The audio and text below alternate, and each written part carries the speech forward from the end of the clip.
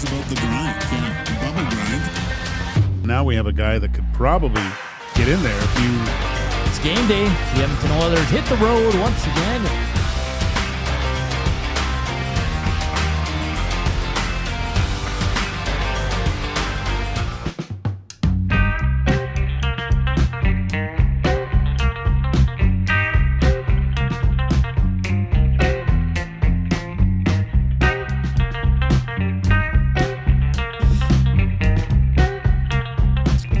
It's game day. Western Conference Finals. Edmonton Oilers, Dallas Stars. 6 o'clock, probably 6:20 puck drop. We're all over it here on Edmonton Sports Talk, brought to you by Play Alberta. It's time to turn up the fun with the all-new Play Alberta app, your digital destination for casino, live dealers, lottery, instants, and, of course, sports betting. New players can get started with a $100 casino bonus by depositing $20 with promo code 100casino. You can also do a $100 free bet using the promo code 100sports. Play smart, play local, and don't forget to use your game sense. Welcome to EST Afternoons here live from the William Huff Studios. Joaquin, Gage, Zach Kubish, Hernan, Salas here with you. Fun show on tap. Of course, we're all over this game. We're going to preview it as the Oilers and Dallas Stars get ready for game one. Some interesting news coming down as well. 1:40, Derek Van Diest, who's down in Dallas, will join us at 1:40. We'll get his thoughts on the opening game of round 3. 2 o'clock, Inside the Numbers, and 2:20, Hernan's Roll. We're going to be kind of all over the place in Hernan's Roll. Have some fun. Take our mind off the game just for a bit. Joaquin, you know what? I realized yesterday Florida's pretty damn good. Yeah, you never listened to me. Man, that team. They are really good. It was, did you watch in between periods too? Like No. the panel and stuff? Because Chris Pronger was on. No, I didn't. And he said something like, everyone thinks, oh man, they got to be so tired after 7 games, blah, blah, blah. And Pronger was like, look, you just, at that time of year, you get into this type of rhythm, and any sort of time off is actually not good for you. And the Florida Panthers picked up right where they left off of just slapping the Leafs around. And they made the Carolina Hurricanes look like children. They were playing in a big boy game, and they had no business being in it. The Florida Panthers are they're a wagon. It's just, they're 7 games away now, right? 7 wins away from doing it again. Can they do that 7 more times with all the hockey they've played, play at that level?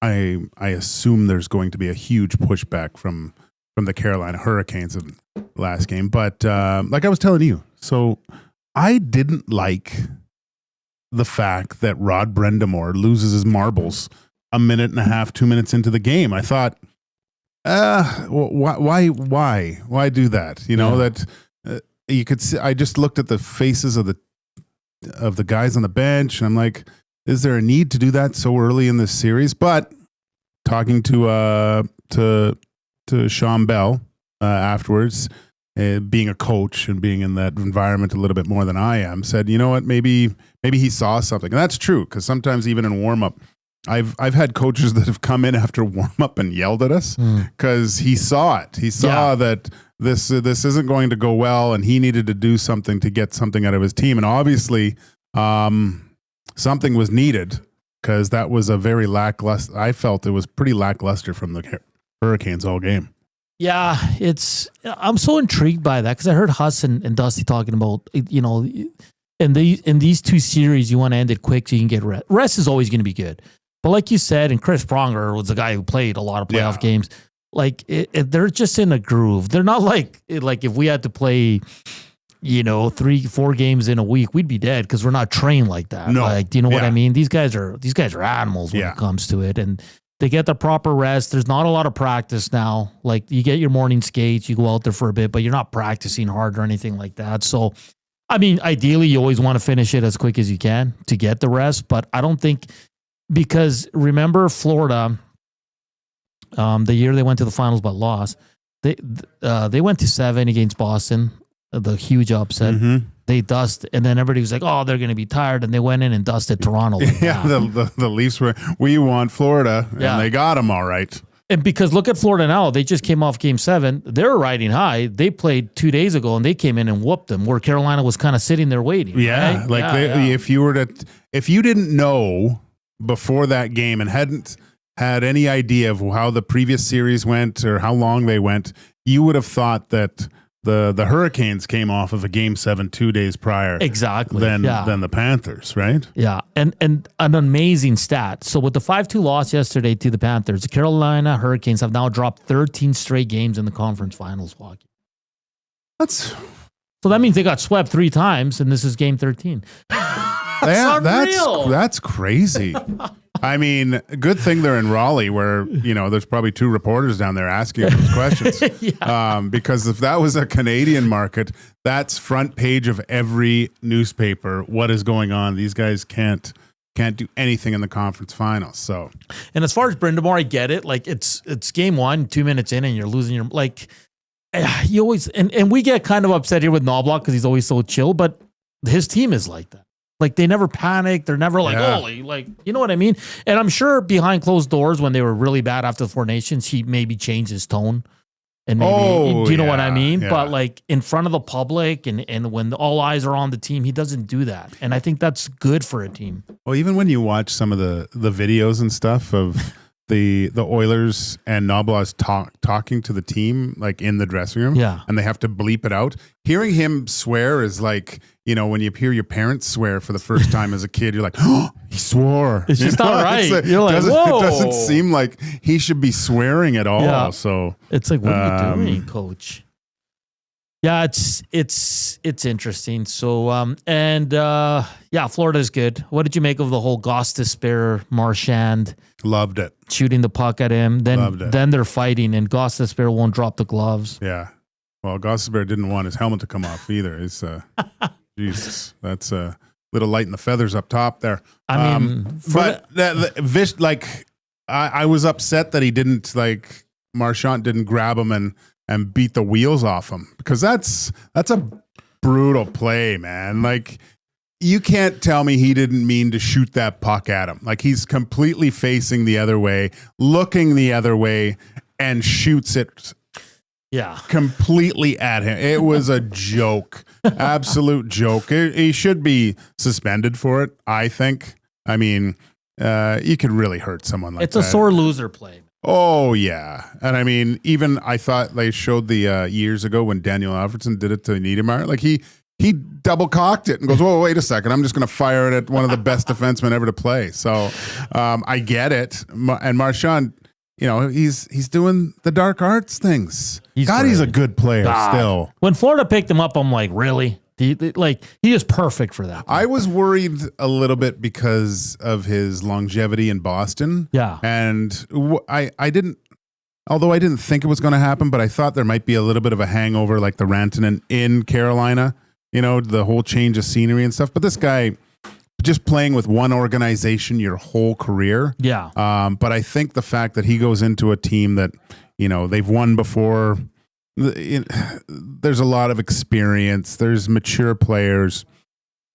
He just fits perfectly. So they kind of have the same thing as the Oilers, as they have a number 1 line and then 2 second lines. I would say with Florida, with those top 3 lines of them, and even their fourth lines, they're scoring. Like it's.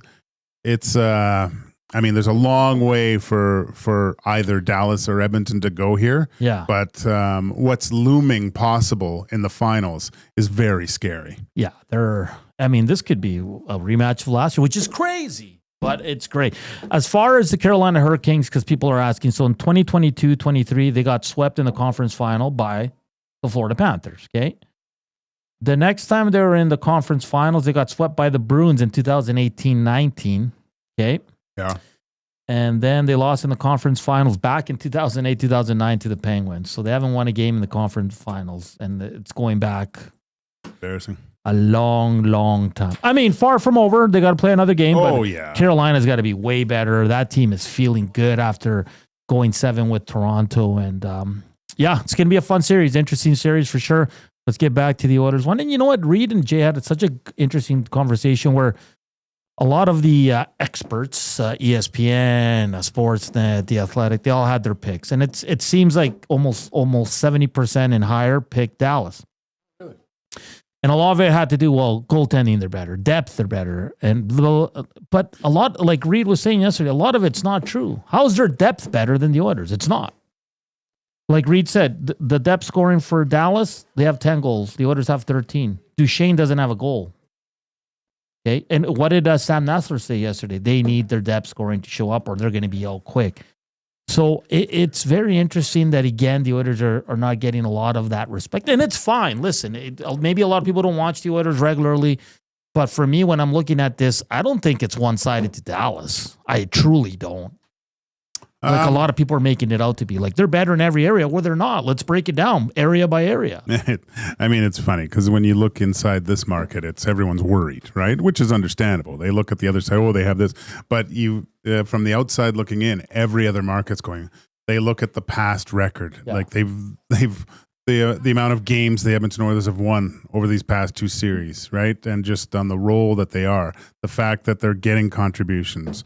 Stuart Skinner has 2 consecutive shutouts to vanquish the Golden Knights, right? Like this is from the outside looking in, you're thinking the Oilers are in a really good spot, but then here we're like, oh my gosh, Ottinger's so much better than Skinner, and Heiskanen's back, and Mikko Rantanen is a wrecking ball and stuff, and it's just like, man, all those things are true, but I think this series is going to be much better than the Eastern Conference Final. I think because I don't know.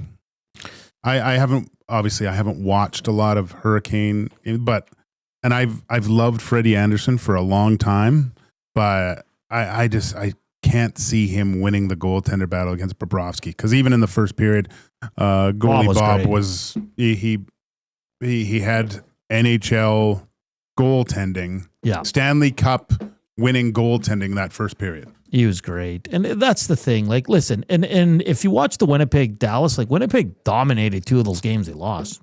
The difference was Ottinger. It was. And that's fair to say. He's got a .919 save percentage. Good for him. But this team leaks a lot of chances too. The Oilers' depth is better. It's proven in the numbers. It is. I think the D-cores are equal. And you know what? They might get Ekholm back. That might push him over. Everybody was complaining about CeCe last year. He's in their top 4. So you can't sit here and tell me, if you're one of those people complaining about CeCe on the Oilers being a third defenseman or playing with Nurse, whatever it was, you can't sit here and say, well, they got CeCe. Well, no. You can't have it both ways. If you thought he was a bad defenseman, now he's in Dallas top 4. You can't give him that. Was CeCe was top 4 here, right? Yeah, but then remember, they took Nurse off because they were so bad together that they took Nurse. They put Broberg with Nurse and moved CeCe down with Kulak. Right. Yeah, so that's the thing. And listen, don't get offended, Oilers fans. Like, everybody else is just looking at maybe analytics, or maybe they just think Dallas is better. But this is the 3rd series in a row where everybody's like, well, the Oilers, there's no way. Like, if you look, do the comparisons, the other team's way better. And it's like, okay. LA they had better depth. They didn't play 5 guys regularly. They messed up. Yeah. Vegas, they didn't give themselves I'm not saying they would have won. Yeah. But they didn't give themselves the best chance to win. You can't tell me that they did the way that they played. Their coach killed them. Yeah. He did.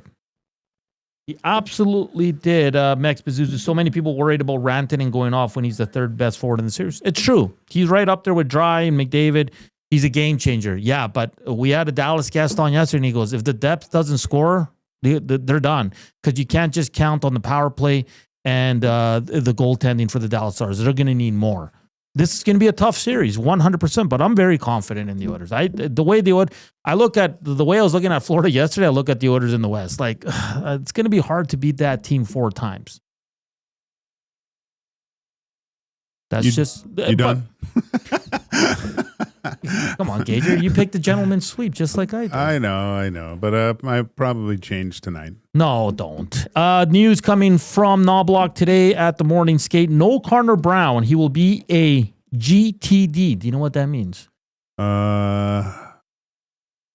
Glorified teammate defensively? I don't know. What is it? Game time decision. Oh, game time decision. Right. So he didn't skate on Saturday or Monday. He didn't skate this morning. Arvidsson was in his spot with Kane and Henry. Connor Brown's been really good in the playoffs. He's been a horse. He's on the PK. The PK has gotten better. They've been good in certain games. For you, is there a big drop off if Arvidsson has to come in for Connor Brown? Not huge or whatever, but just probably too much time at the all-you-can-eat shrimp after the Vegas game. I can't do that, man. All right, so that's the only thing. Everything else remains the same for the Edmonton Oilers. Same lines you saw in Game 5 against Vegas. Same lines the media has been reporting as we were waiting for the third round. No changes to the pairings. Ekholm was with the main group again. Who knows? We can have. So he's in Dallas. He's in Dallas, yeah. He can draw in tonight. It might be a warm-up. We find out he might draw in on Friday or Sunday. We don't know yet, so obviously we got to take it step by step and see when he'll be ready to return. And when he does return, I think Stetcher's the obvious guy out. You're not taking Johnny Klimberg out at this point. He's been fantastic for the Edmonton Oilers. Guys, it's 117. We have 197 watching and probably more on the audio streaming. We love you and we appreciate you. We only have 27 thumbs up, Gager, on a game day, game 1 of the Western Conference Finals. Is that acceptable? People are a little nervous. I get it. But just, what do? You just click down. Where is it? Is it there? Yeah. I don't know. Just that little thumb. Whatever. Just hit that thing. Just hit that thumbs up. Let's get to 150. And if we can even get to 200, be great. How confident are you feeling? Let's go. Hernan beat Maddie in Tecmo today with my third team. You're fired I'm riding high. You are riding high. This day can't get any better. Well, I could hang out with you tonight. We'll be at BP's Westgate. Tom Gazzola, myself for the pregame show at 5. Reed Wilkins, Jay Milne from 3 to 5. It's great. I ran 10K this morning. This morning? Yeah. Had to get the training in. Are you going to fall asleep post game? I might be. Wow, that's impressive. Got the workout in. Hernan's feeling great. I might crush some wings later. Hot wings. Oh, gosh. Hot wings. Yeah. All right. That's good. Yeah. That's good. Should I try I guess they have like I don't know what it's called, but it's new. The one Dusty and Tommy tried. They said they were both sweating and they're it's like a death sauce. Yeah, what I would do is get salt and pepper wings with death sauce on the side. And then dip it. Yeah. That's a good point. That's what I do. Because I like hot sauce, but not to the point where I can't even eat it, right? You can't go too crazy because we got a lot of work to do.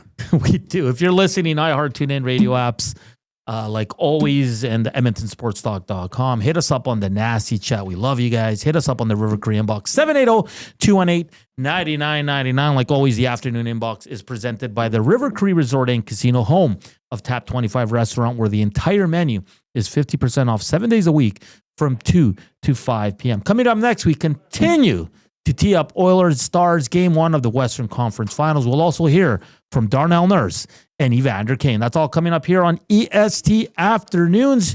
Here's our guy, Coop. Sports Update.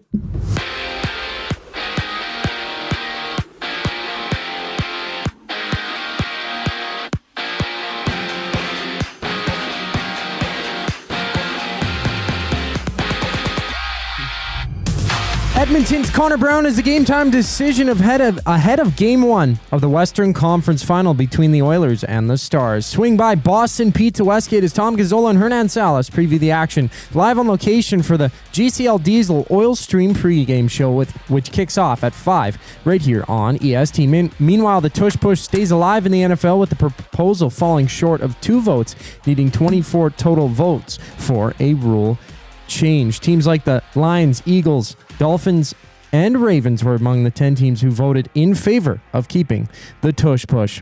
Out east in the association, the Pacers and Knicks clash in Game 1 to determine the best in the East. Tip-off for that one goes at 6. And MLB action sees tons of games today. The Jays rematching the Padres, with Toronto winning 3-0 yesterday. Kevin Gausman gets the ball for the Jays with the first pitch just after 5. And there's 5 games underway right now. The Rays hold the Astros 5-4 in the top of the 8th inning, while the Cubs and Marlins are locked at 1, also in the 8th. This sports update is brought to you by the Capital Care Foundation. Financial support deeply affects residents at Capital Care, and whether it's a one-time donation or monthly contribution, every penny counts. Find out how you can donate at capitalcarefoundation.net. We hear from Evander Kane and Darnell Nurse next on EST Afternoons. I'm Zachary Kubish, and you're up to date. Get your fix every single game with the GCL Diesel Oil Stream pregame and postgame shows with Tom Gazzola and Hernan Salas. Whether it's breaking down the starting lineup, predicting key matchups, or diving deep into the game's biggest moments, Tom and Hernan are here to give you the best insight and analysis in the city. After the final horn, get the breakdown of every key moment, performance, and player reactions. It's your one-stop shop for all things game day. Catch the GCL Diesel Oil Stream pregame and postgame shows with Tom Gazzola and Hernan Salas. Only on Edmonton Sports Talk, your clear choice for Edmonton sports. Craving a late night snack? Hit the Banquet for our new late night happy hour. Sunday to Thursday, 9 p.m. till close. Try favorites like sweet and spicy lettuce wraps or our Banquet burger and fries. All at happy hour prices. The Banquet. Get real. Play hard. Time out, Edmonton. The new Play Alberta app has arrived, and it's here to make your gambling experiences more fun, exciting, and secure. Enjoy the convenience of hundreds of casino games, betting live on your favorite sports teams, and access to lotteries all in one place, anywhere in Alberta. Enter code YEG50 to receive a $50 free bet when you make a $5 minimum deposit. That's a $50 free bet for new and existing users using code YEG50. Remember, if you gamble, use your game sense. Since 1952, William Huff has been the heartbeat of Edmonton's advertising world. From humble beginnings to a citywide powerhouse, we've been the go-to for signage from print to design and installation. Partnering with Edmonton's top sports franchises and major events, we've helped shape the city's global reputation. Our secret? Unmatched customer service, decades of experience, and a passion for excellence we call the William Huff Advantage. Visit us online at williamhuff.com. Keep your team jersey and rally towel close by and help bring the championship home. For all your other treasures, store them with Sentinel Storage. Store Canadian. Try 4 weeks free at sentinelstorage.ca. Proud partner of the Edmonton Oilers.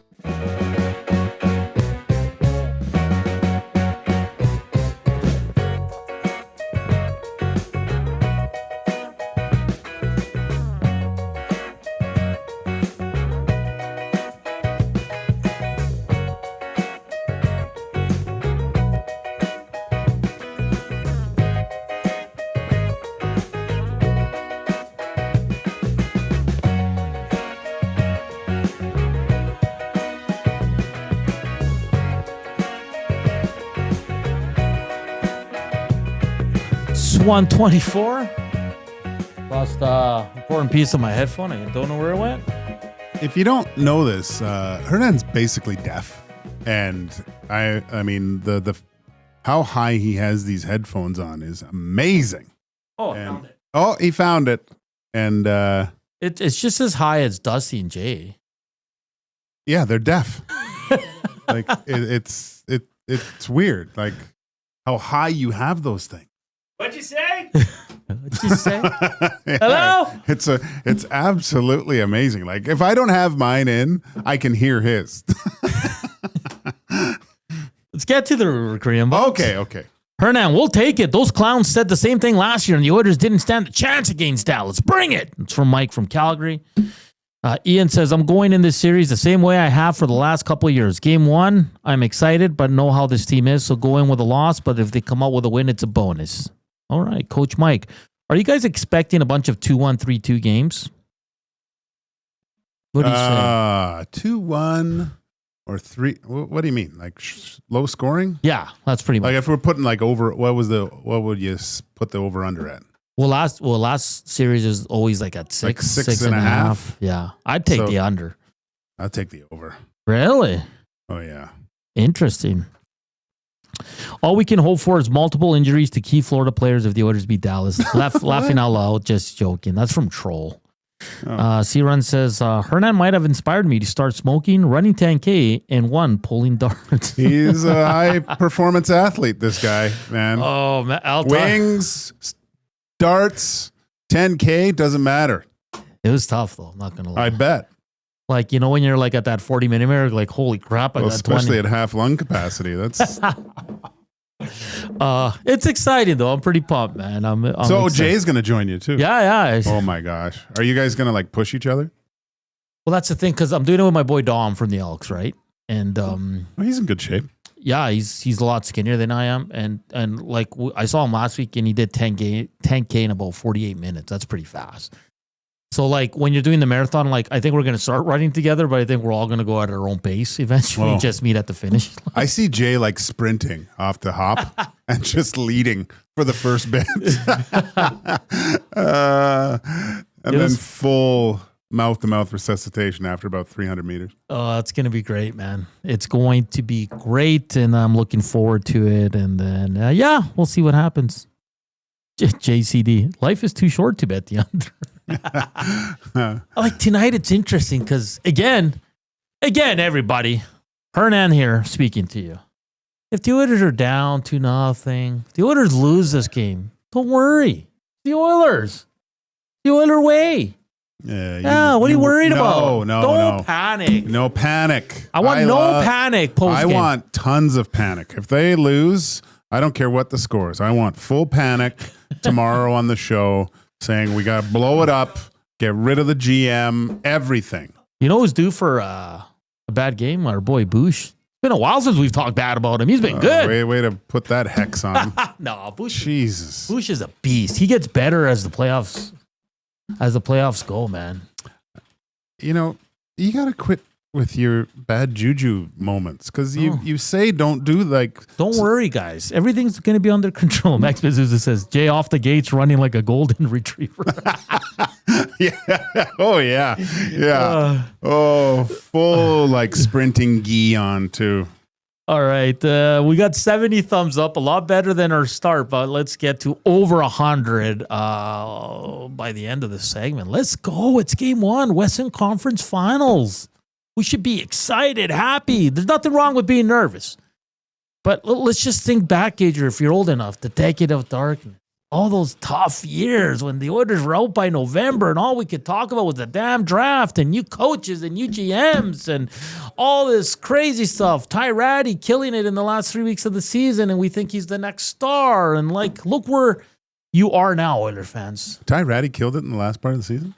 Remember that one year? And everybody was like, we had a guy, I was doing the night show with Dean Millard, and a guy made... For the Oilers? Yes. And Dean Millard, this guy made Dean Millard a bet saying Ty Ratty would be better than, who was it? It was a Calgary Flames player. And Dean was like, I'll take that. And Ty Ratty was out of the league by the following November. Yeah, no, he didn't get past camp, did he? I can't remember if he got out of camp. No, he made the team, but then he he was unreal in camp. Everyone was saying he's going to score 50. And then, everyone's alarm went off. Well, that's what I'm saying. Like, just let's enjoy this, embrace it. Like, you have a team that's going to be in this spot for many years, Joaquin. Like Tampa Bay's always in the playoffs. Look at Florida. Look at the Leafs. Yeah, you could be Leafs fans. Ooh, They're always in the playoffs. it's a tough one. They're always in the playoffs, but they never get out of the second round. I got to get you like a... Sorry, I'm just excited. I'm just excited. You're beating the crap out of this desk. So, like, everybody just, no matter what happens, just enjoy it. It's going to be great. 620, man. Blood pressure's going to rise, Joaquin. Tape up that smoke detector. Let's go. That's great. Go. The consumption of beverages is going to increase. Oh, you know what? I do like that. I haven't been kind of out and about, but I saw some bedazzled jerseys being done. That's always good. I think I saw a ton of jerseys going through downtown today. Oh, did you? It was awesome. Oh yeah, there's probably a ton. Any Gages did you see? No, I saw Evander Kane. Then a gentleman had a jacket over it, so I couldn't see, obviously. Might have been a Gage. Could have been. Hey, you guys want to hear from two members of the Edmonton Oilers? Does that sound like a fun thing? One guy who's been an absolute beast, and I think none of us thought he'd be this good without playing a game since last June. Evander Kane shared the podium with Darnell, who's been pretty damn good as well. Here they are, meeting with the media. How's it going? Last year, I know you were hurting at this stage, and this, you were getting it through here and then getting it through the final. Can you just maybe give me a thought on the difference of how good you're feeling now going into the series this year as opposed to maybe last year? Yeah, obviously a lot different. I feel healthy, feel good, feel capable to do what I need to do on the ice as of right now, and looking forward to having a good series. Left side, second row, Ryan. Darnell, when you think about the playoffs starting, there was some injuries, guys coming back, lots of lines, pairs hadn't really been together much. And then you look at where you're at now and the continuity that you seem to have found in back-to-back games here. How far has the group come since the start, and how confident do you feel as a result? Yeah, I think our group's come a pretty long way. I think, when you bring back a lot of guys that, for in some cases, like Karen hadn't played all year, and you're going to take some time to find that cohesion with the group, whether it's with your partner, with your line mates. I think our group is feeling better and better each day about, having that, that sixth sense of where each other are on the ice and knowing the game we need to play. With that said, it's a veteran group, so a lot of guys that know what they need to bring to the table each and every day, and they calm and poise and just playing the right way. So I think there's a lot of confidence in our group. There's been a lot of confidence for a while here, but as we get better and better, I think the confidence grows. Stay in that same role, Robert. Okay. Darnell, Cody Ceci was a big part of y'all's penalty kill last year, and he's been a big part of a great penalty kill for Dallas this year too. What makes him such a great penalty killer and player overall? Yeah, he was. I'm not gonna pump up Cease too much here. He's on the other team here, but he was a great partner to play with, and obviously he's having success here, and good for him, and hopefully that doesn't carry on through the series. Right down the same row. Of course, depth has been such a big part of what the Oilers have done this postseason. So what is it about a guy like Corey that's A, made him so valuable, but B, how do you explain what he's doing knowing that he just turned 40 and that for a lot of players when they turn 40, they're not even doing what he's doing or even close to it? Well, I'm now that I'm on the back half of my career, I'm starting to understand that age is strictly a number. You look at our team, we're one of the oldest teams in the league, and we're getting the job done. And, you look at, Dallas across the way, they have a lot of older players too that, are playing really good hockey as they continue. So, with Pears, obviously, he's been really good in front of the net. He's been scoring some big key goals at key moments for us, which is obviously huge. And, he's a guy that, is going to be in the Hall of Fame one day, right? He's been a superstar player in this league for a long time. And when you have that type of pedigree and you've been in the league that long, you understand how to play the game. And, when you have different skill sets and not just, one, you're able to contribute in different ways, and he's able to do that. Left side, fourth row, Daniel. Evander, speaking of Corey Perry, he's played on the first line, he's played on the fourth line. You've moved around, a bunch of guys have. Do you feel like there's a little bit more, versatility or adaptability within the forward mix this year compared to last? Maybe a little bit, just with, obviously I didn't play all year long. But in watching, there was a lot of mixing and matching as the season continued. And I think guys have probably just gotten used to that now.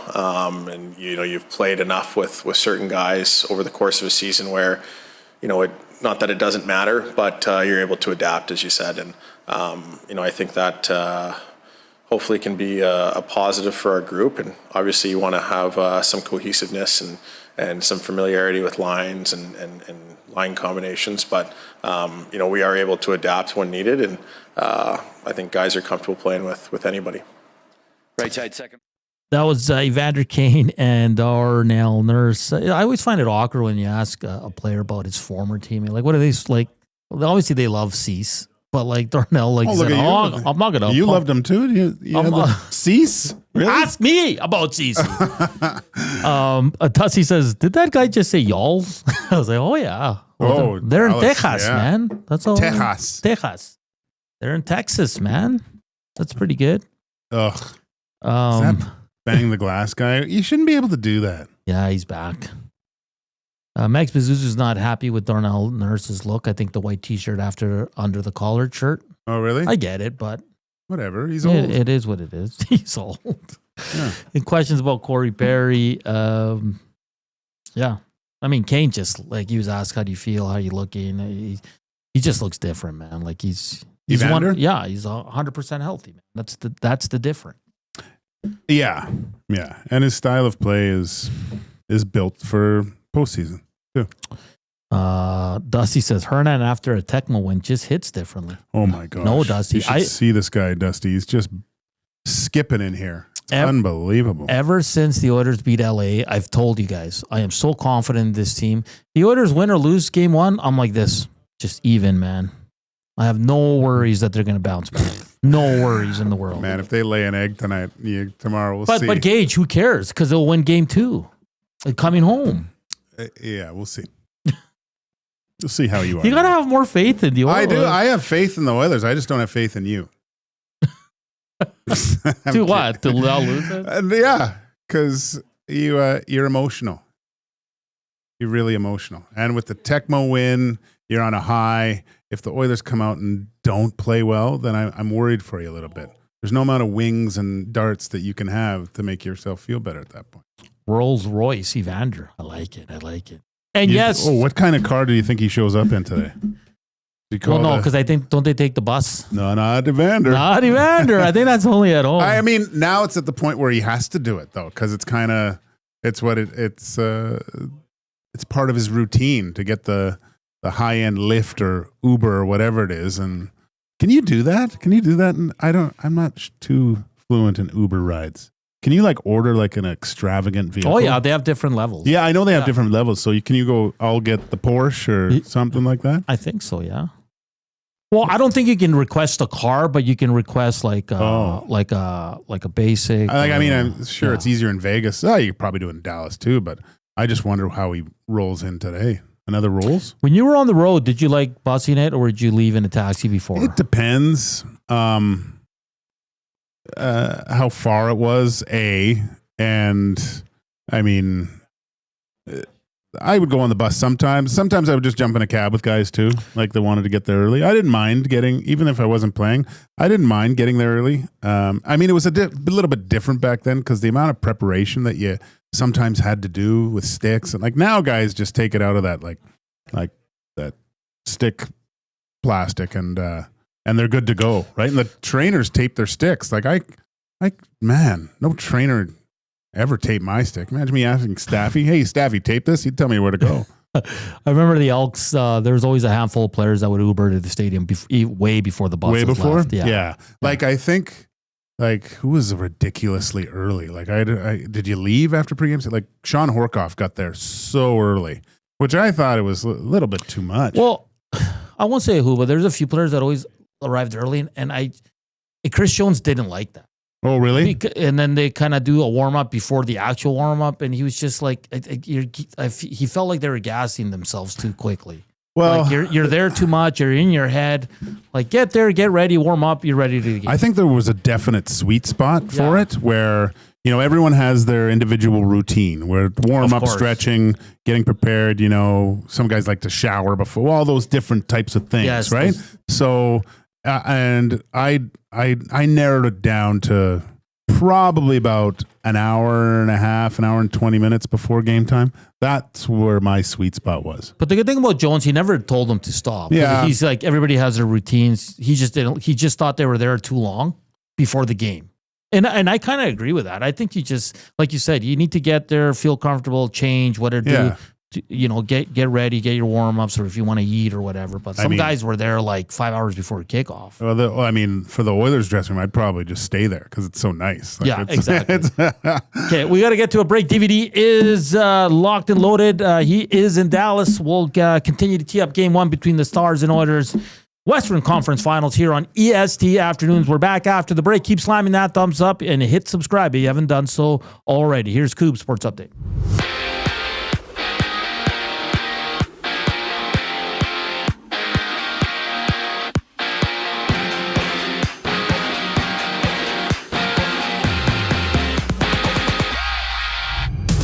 For the second straight year, it's the Oilers and Stars meeting in the Western Conference Final. Game 1 puck drop goes at 6 o'clock. Catch the GCL Diesel Oil Stream pregame show as Tom Gazzola and Hernan Salas are live on location from Boston Pizza Westgate to tee up the action. Tune in at 5 right here on EST. And down south, the NFL's proposal to ban the tush push has failed. They needed just 2 more votes from owners to ban the play, with the final vote being 22-10 in favor of changing the rule. Teams voting in favor of the play included the Jets, Saints, Titans, and Jaguars. On the court, game 1 of the Eastern Conference Final goes between the Pacers and Knicks. Tip-off for that one is at 6 o'clock, while in baseball, Toronto hosts San Diego, fresh off a 3-0 win over the Padres last night. First pitch goes at 5:07 with Kevin Gausman getting the start for Toronto. Elsewhere, there's 5 games live right now, seeing the Tigers up 5-1 on the Cardinals in the top of the 8th, while the Mariners trail the White Sox 4-3 in the 6th inning. This sports update is brought to you by Windsor Plywood Leduc. Locally owned and operated since 1993. They're more than just plywood. They offer everything from doors and flooring to decking, fencing, and custom millwork. Windsor Plywood Leduc. They're the experts you need to know.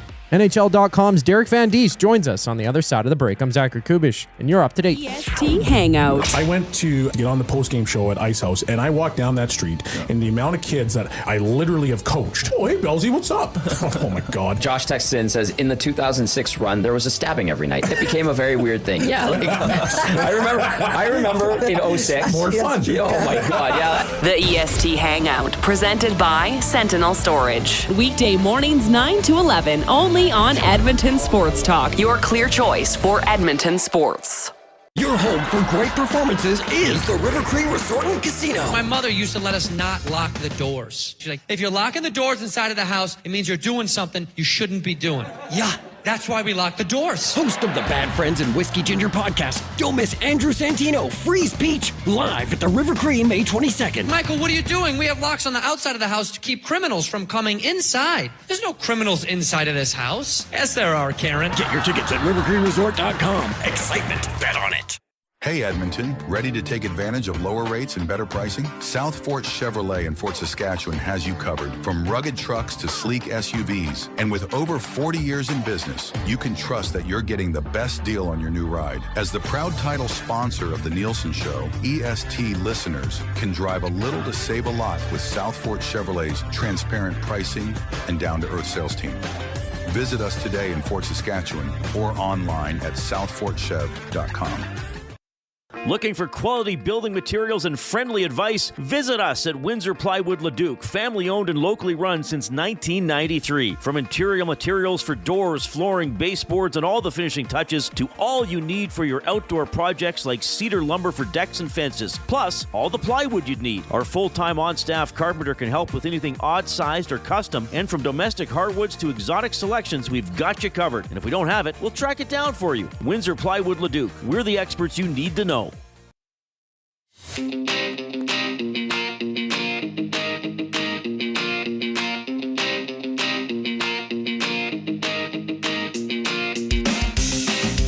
It's 1:44. Welcome back to EST Afternoons. Slam that thumbs up. 16 away from 100. Let's do it for our boy DVD, who's down in Dallas. I'm sure he's having an awful time there.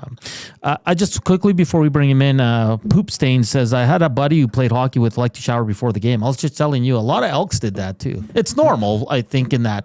Yeah, I think it's just a thing with athletes. Some guys did, some guys didn't. I never did.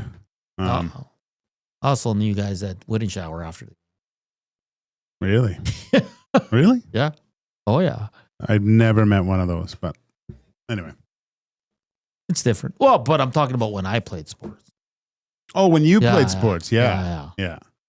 Like guys would just wait till they got home because they were more comfortable. Yeah, I know. Yeah, okay. Like, So I never played pro, so. I've seen those. I always make the joke. How are you supposed to measure yourself up against other men? Yeah, aside from showering, right? That's a good point.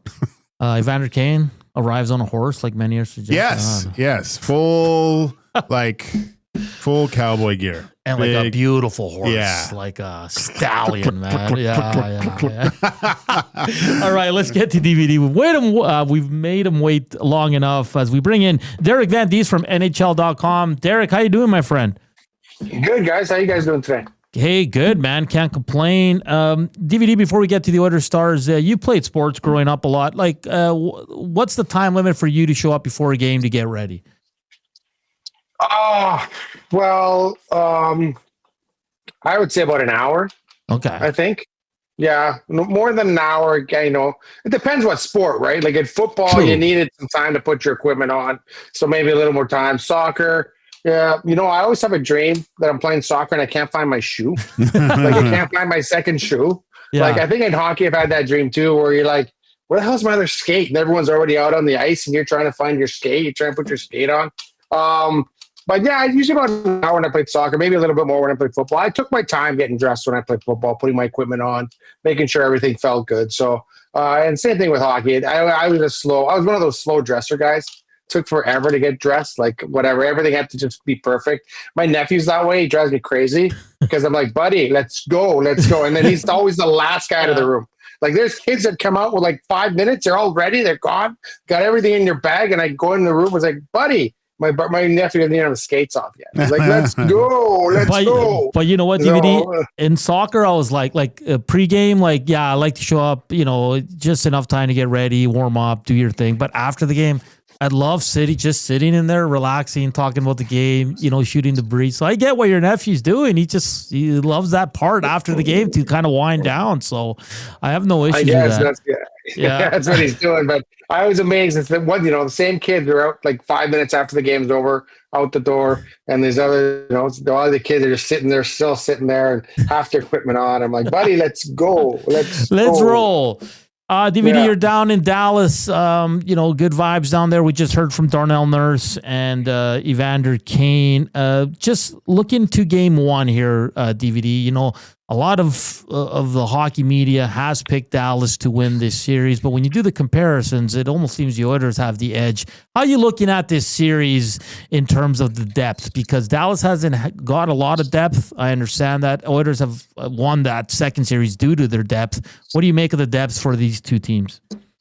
Yeah, I like the Oilers' depth compared to Dallas. And I think Dallas right now, they have a couple high-end guys, and then they have – their depth guys are their older guys and the more experienced guys, the Jamie Benns and the Sagans and those are the guys that they're going to need to play. And then you feel those guys they're at the last crack. A couple of those guys, like obviously Sagan won when he was a rookie in Boston, but he hasn't done anything since. Duchesne is still looking for his first. Ben is still looking for his first. Those guys have been kicking this can around for a little while, so they're going to be motivated. But I do think that the Oilers can roll four lines a little better than the Dallas Stars can. And I don't think that Jason Robertson is 100% healthy. I know Heiskanen is just coming back. He's 3 games in, so he's still, to me, not up to 100%, regardless how well he played the other night. It's tough to kind of come back from those injuries. So I do think the Oilers, outside of Connor Brown, who we're not sure if he's playing tonight or not, I think he is. He just didn't take the morning skate. Just the way I saw him hanging around, and for a guy that was not going to be in the lineup, he was in pretty good mood. So I'm thinking to myself, you're just not going to be. You're going to be in the lineup. You're just not at morning skate because you seem to be in a pretty good mood, just hanging around. But I do think the Oilers like the fact that one, they have the 4 lines and they're not afraid to use them. And you look at that overtime win in Vegas, all 4 lines went out on the ice in overtime. Like the bench was not shortened. And I know eventually in crunch time they will go down and throw Connor and Leon over the boards a lot more than usual. But I do think that Chris Knobloch does a good job here getting everyone involved, getting everyone in, giving everyone different roles. And I think they're thriving right now. And I do think that that's an advantage over Dallas. And in a long series, if you can wear some of these guys out, Dallas isn't the most physical team around. If you can wear some of these guys out, if you can wear some of those defensemen down, then I think you have an opportunity to go far and to win the series in the end, because I do think it's going to be a long series. DVD. So looking at these two teams, the way that they got through the second round, and we talk about momentum and things like that, it doesn't really translate. But which in your mind, which team, the way that they were playing and the way that they had success, has the advantage of going into this series? Because when I did watch the Winnipeg Dallas series, it was a lot different, I felt, than the Vegas Edmonton series. So is there a team, do you think, that's playing, I guess for lack of a better term, is more playoff hockey than the other right now? Yeah, I think that you can make a case that the Oilers are, because you look at the way the Oilers were forechecking and then laying the body, and you look at a guy like Zach Hyman leading the team in hits, and you got big bodies on the Oilers, especially up front, that can really kind of wear guys down. So I think they're more in tune to the playoff hockey right now, and I think the big thing is that they're healthy. Like I remember last year, Leon Draisaitl was playing with cracked ribs. McDavid had that hernia thing that was bothering him all year. Kane, they got to a point where Kane couldn't even sit down on the bench. He was playing so hurt. So guys are kind of limping at this stage, and they gutted it out, and they almost got to the finish line. But I think this year they're just so much healthier right now, and they feel so much better. And I think you can tell that. And I think that's going to be play a big factor in this is who can stay healthy, who can be the better off. And like I said, we talked to Jason Robertson today, and they said, hey, are you 100%? And he completely avoided the question. So that's telling me that no, he's not. Like if you're 100%, you go like, yeah, I'm fine, I'm doing good. I don't know if he's using that as a crutch or whatever, because he hasn't been playing very well. But I think that's the issue right now. And I do think that health-wise, the Oilers are better in a playoff position, and I do think they are playing better playoff hockey right now. But don't get me wrong, Dallas beat a very good team in the Winnipeg Jets. That was a very, very good hockey team. They're the best team in the regular season, so they did enough to get by. But I still think that the Edmonton Oilers are the better rounded team, maybe the more experienced team, the more playoff savvy team. Even though this is the third time for Dallas in the conference final, I just think it's just getting a sense of where the Oilers are now. As opposed to where they were at the beginning of the playoffs, where people thought, oh man, they're not going to get past the LA Kings. There's no way. I just think that they're just going in the right direction, in my opinion.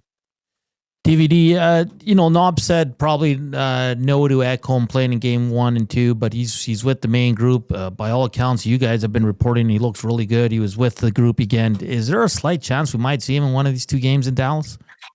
I think there might be. It'll depend what happens today, but I think that there's no rush because those 6 guys are playing pretty well. Like they're defensively, you're going off back-to-back shutouts. So how do you pull a defenseman out of the lineup right now when they've had back-to-back shutouts, 23 shots, 24 shots? So they're playing really well, and they're really fitting in well. And you look at those pairings, and they're working out really well. But never say never in the playoffs, right? Yeah. I remember in 2006 when was it Cole? Eric Cole was a player that Eric Cole. I mean, he has a broken neck. There's no way he's going to come back and play in this series. And there he was in game 3 and game 4. I can't remember. It might have been game 3 in Edmonton. And God bless Jason Smith. The first thing he did is run him. And is your neck's not broken? Okay, let's double check that. Yeah, that's the first thing he did is run him from behind. But you never know. And I remember that series. Like the coach was like, "Are you guys get crazy? This guy had a broken neck. There's no way he's playing. There's no way he's playing. He can't play. He's just out there skating." And sure enough, he was there in game 3. So you never know. I think if the Oilers defensively were struggling, you might get him back in. But another thing too is remember when he came back after whatever 7 or 8 games. He played 3 shifts and he had to leave. So I think they're like really cautious about that because, hey, we can't have this guy playing 3 shifts in a playoff game. He's got to be 100% ready to go because they've already tried that once. It didn't work out. He had to take off after 3 shifts. And so they want to be sure that he can play the 15 to 20 minutes, 22 minutes that they're going to need him to play. But you're right. He looks good in practice. But until someone runs you like Jason Smith did Eric Cole from behind, you're not 100% sure.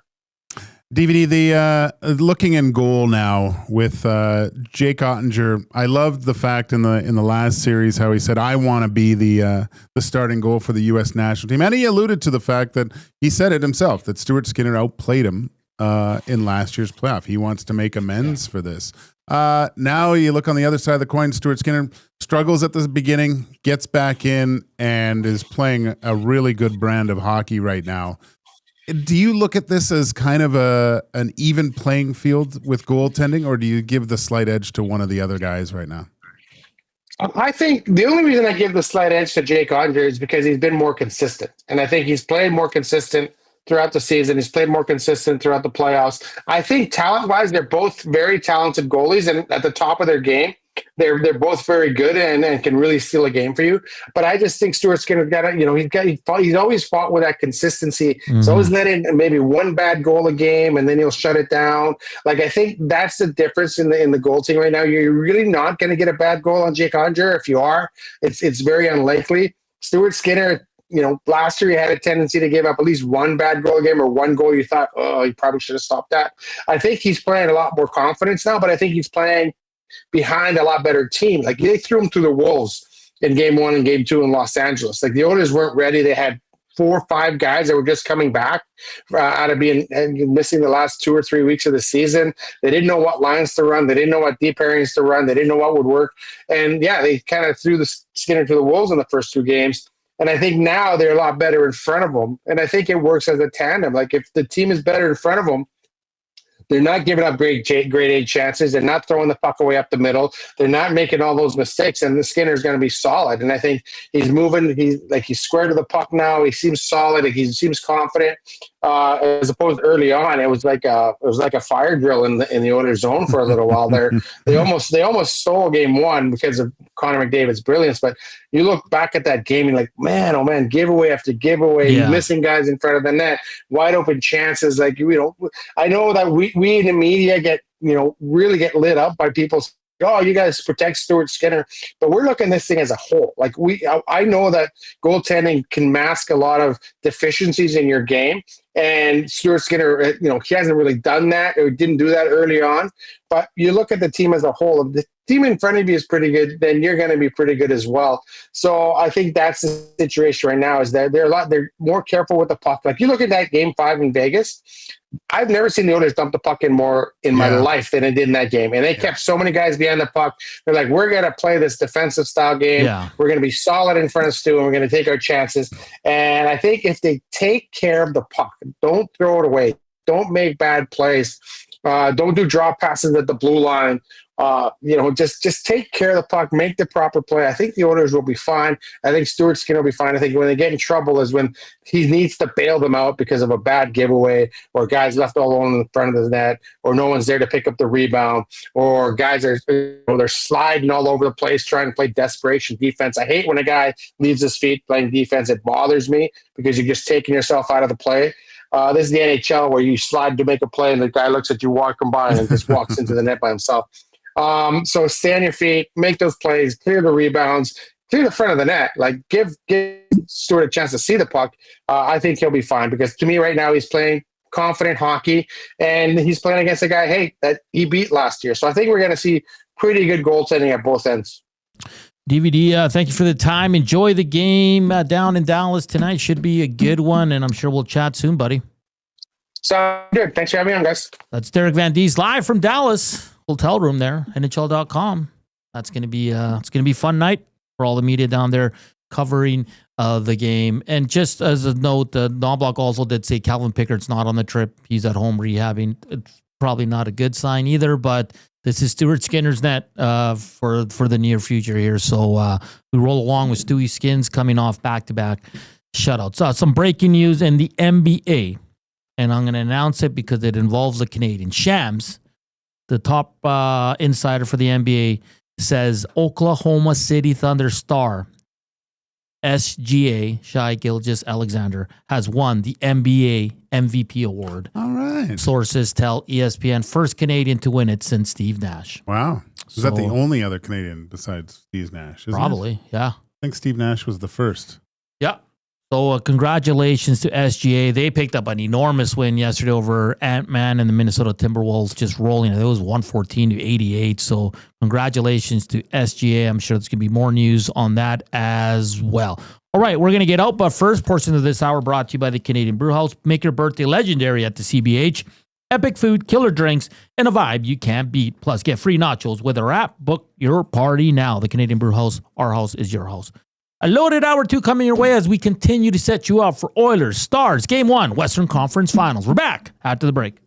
Get your fix every single game with the GCL Diesel Oil Stream pregame and postgame shows with Tom Gazzola and Hernan Salas. Whether it's breaking down the starting lineup, predicting key matchups, or diving deep into the game's biggest moments, Tom and Hernan are here to give you the best insight and analysis in the city. After the final horn, get the breakdown of every key moment, performance, and player reactions. It's your one-stop shop for all things game day. Catch the GCL Diesel Oil Stream pregame and postgame shows with Tom Gazzola and Hernan Salas, only on Edmonton Sports Talk, your clear choice for Edmonton sports.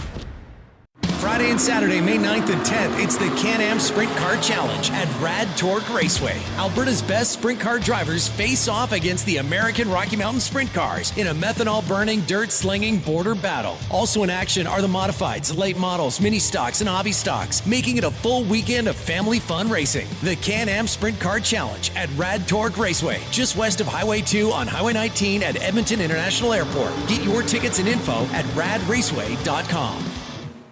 You've heard the name, but what does it mean? For over 66 years, William Huff Advertising has supplied signage from screen printing to digital to LED with design, production, and install in-house. It's a one-stop shop for all your signage needs. Edmonton owned and operated, William Huff has been trusted by the biggest companies and teams in the City of Champions and many others across the country to do the job. If you're looking for a way to get the word out about your company or event, they are the answer. Go to www.williamhuff.com. Their results speak for themselves. Celebrate your birthday at the Banquet Bar. Enjoy great drinks, amazing vibes, and unforgettable memories. Download the Banquet app and get a free pizza pie on your birthday. Book your party today at thebanquetbar.com. Looking for a winning strategy for your retirement? Contact me, Joaquin Gage at K4 Financial, where expertise meets dedication. I will always look for a careful approach to your retirement, ensuring your financial future is secure. From tailored strategies to clear, actionable advice, I'm here to guide you every step of the way. Don't leave your future to chance. Get in touch with me, Joaquin Gage, today at k4financial.ca or email joaquin.gage@k4financial.ca to start planning for a brighter future and a more secure retirement.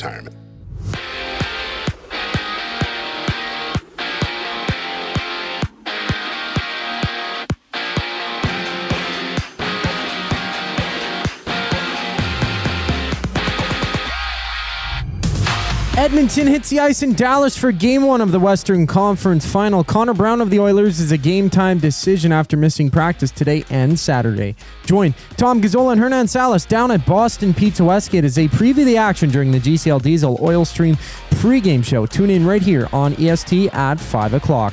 In the NFL, 22 of 32 owners voted in favor of banning the tush push, with the vote needing 24 teams for the play to be banned. The Patriots, Browns, Titans, and Ravens were among the 10 teams that voted in favor, keeping the play alive. Meanwhile, ESPN's Shams Charania has reported that Canadian superstar Shai Gilgeous-Alexander has won the NBA's MVP award for the Thunder.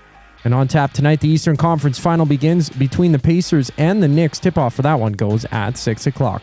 And for the Jays, they're back in action against the Padres. Toronto, fresh off a 3-0 win last night in their series opener. Kevin Gausman gets the ball tonight for Toronto. First pitch at 5:07. And right now there's 4 games live, having the Orioles and Brewers locked at 3 apiece in the bottom of the 9th inning, and the Mariners tied at 4 in the 7th. I'm Zachary Kubish. That was your sports update. The second hour of EST Afternoons starts right now.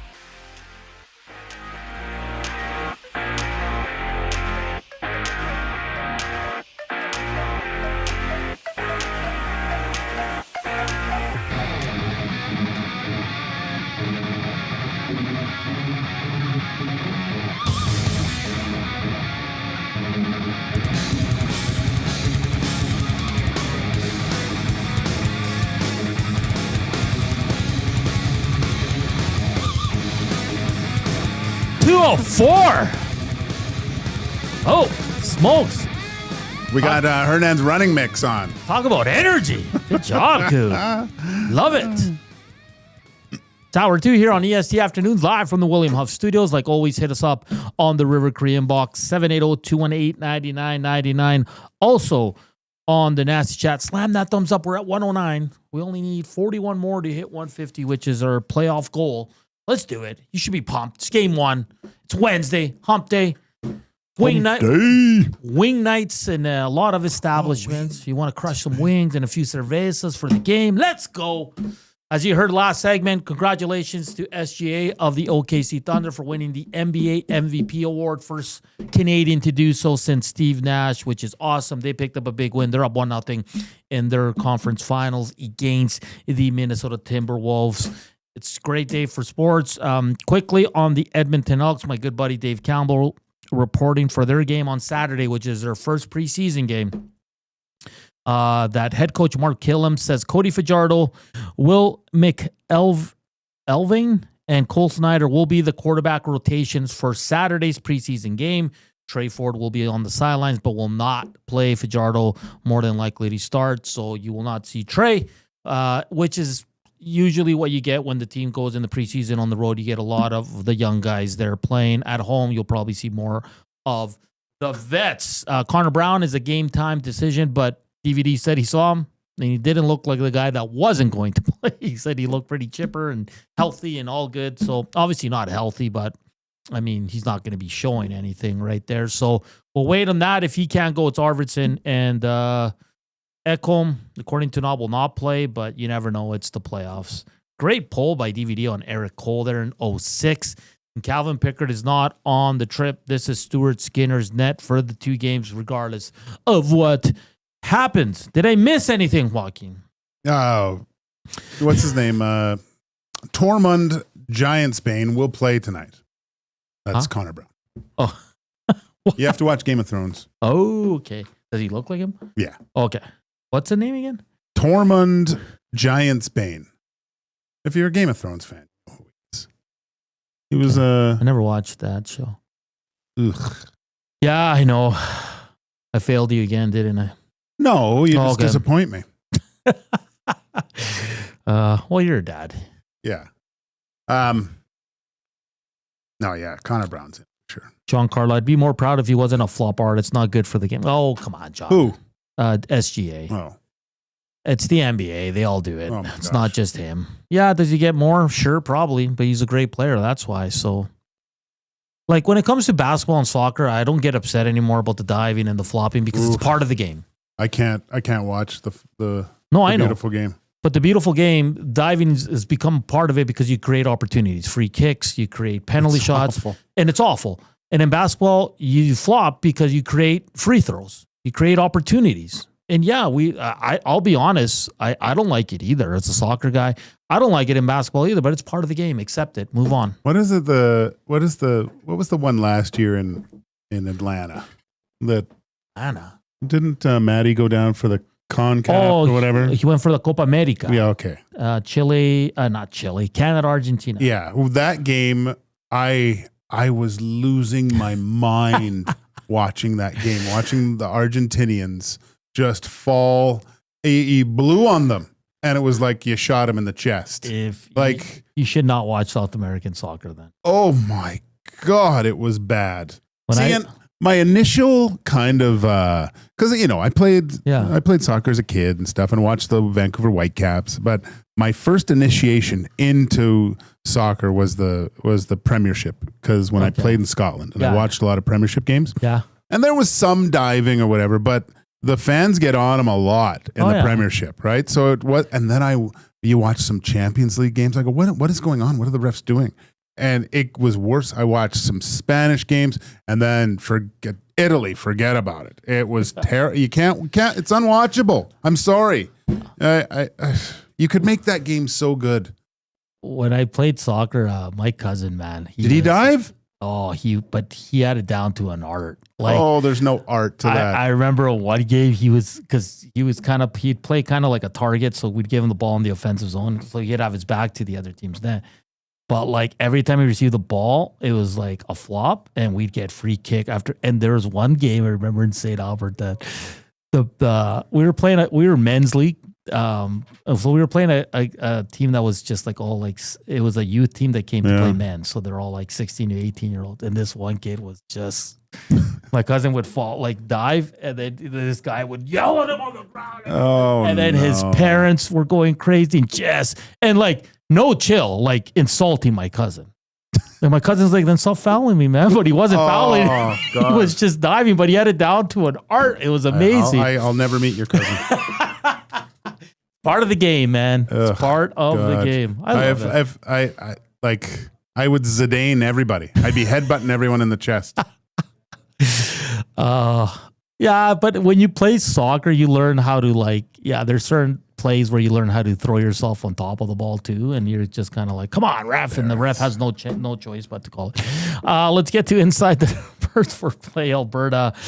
Play Alberta is your home for online gaming excitement featuring casino games, live dealer action, lottery, instants, and sports betting. Now with the new Play Alberta app, you can take the fun with you anywhere. Download the app or sign up today at playalberta.ca. Did you see Dusty again? I think it was last night, tweeting about SGA and it's flopping, and then he put up LeBron stats, and I'm just like, he's got to stop. What he called the 90s in the NBA the most watered down era.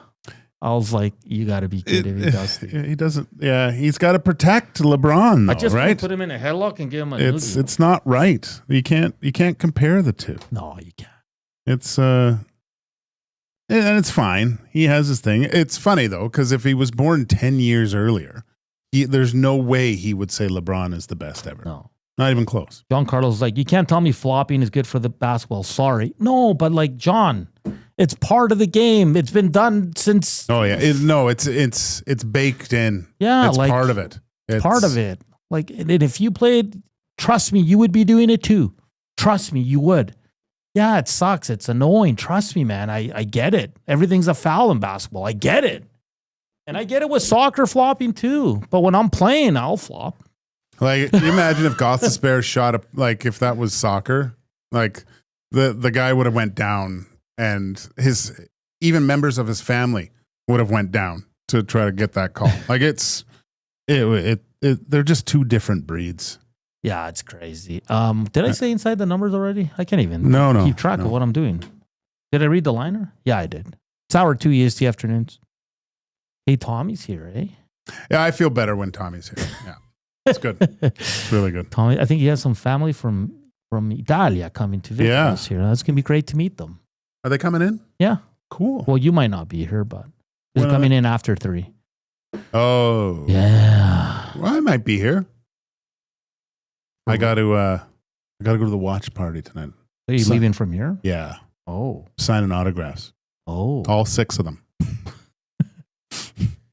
All right, Joaquin. So the Oilers are 27-29 all time in Game 1 in best of 7 series. 13 of those wins have come on the road. They're 1-1 in Game 1 so far. Of course, they lost to LA and they beat Vegas.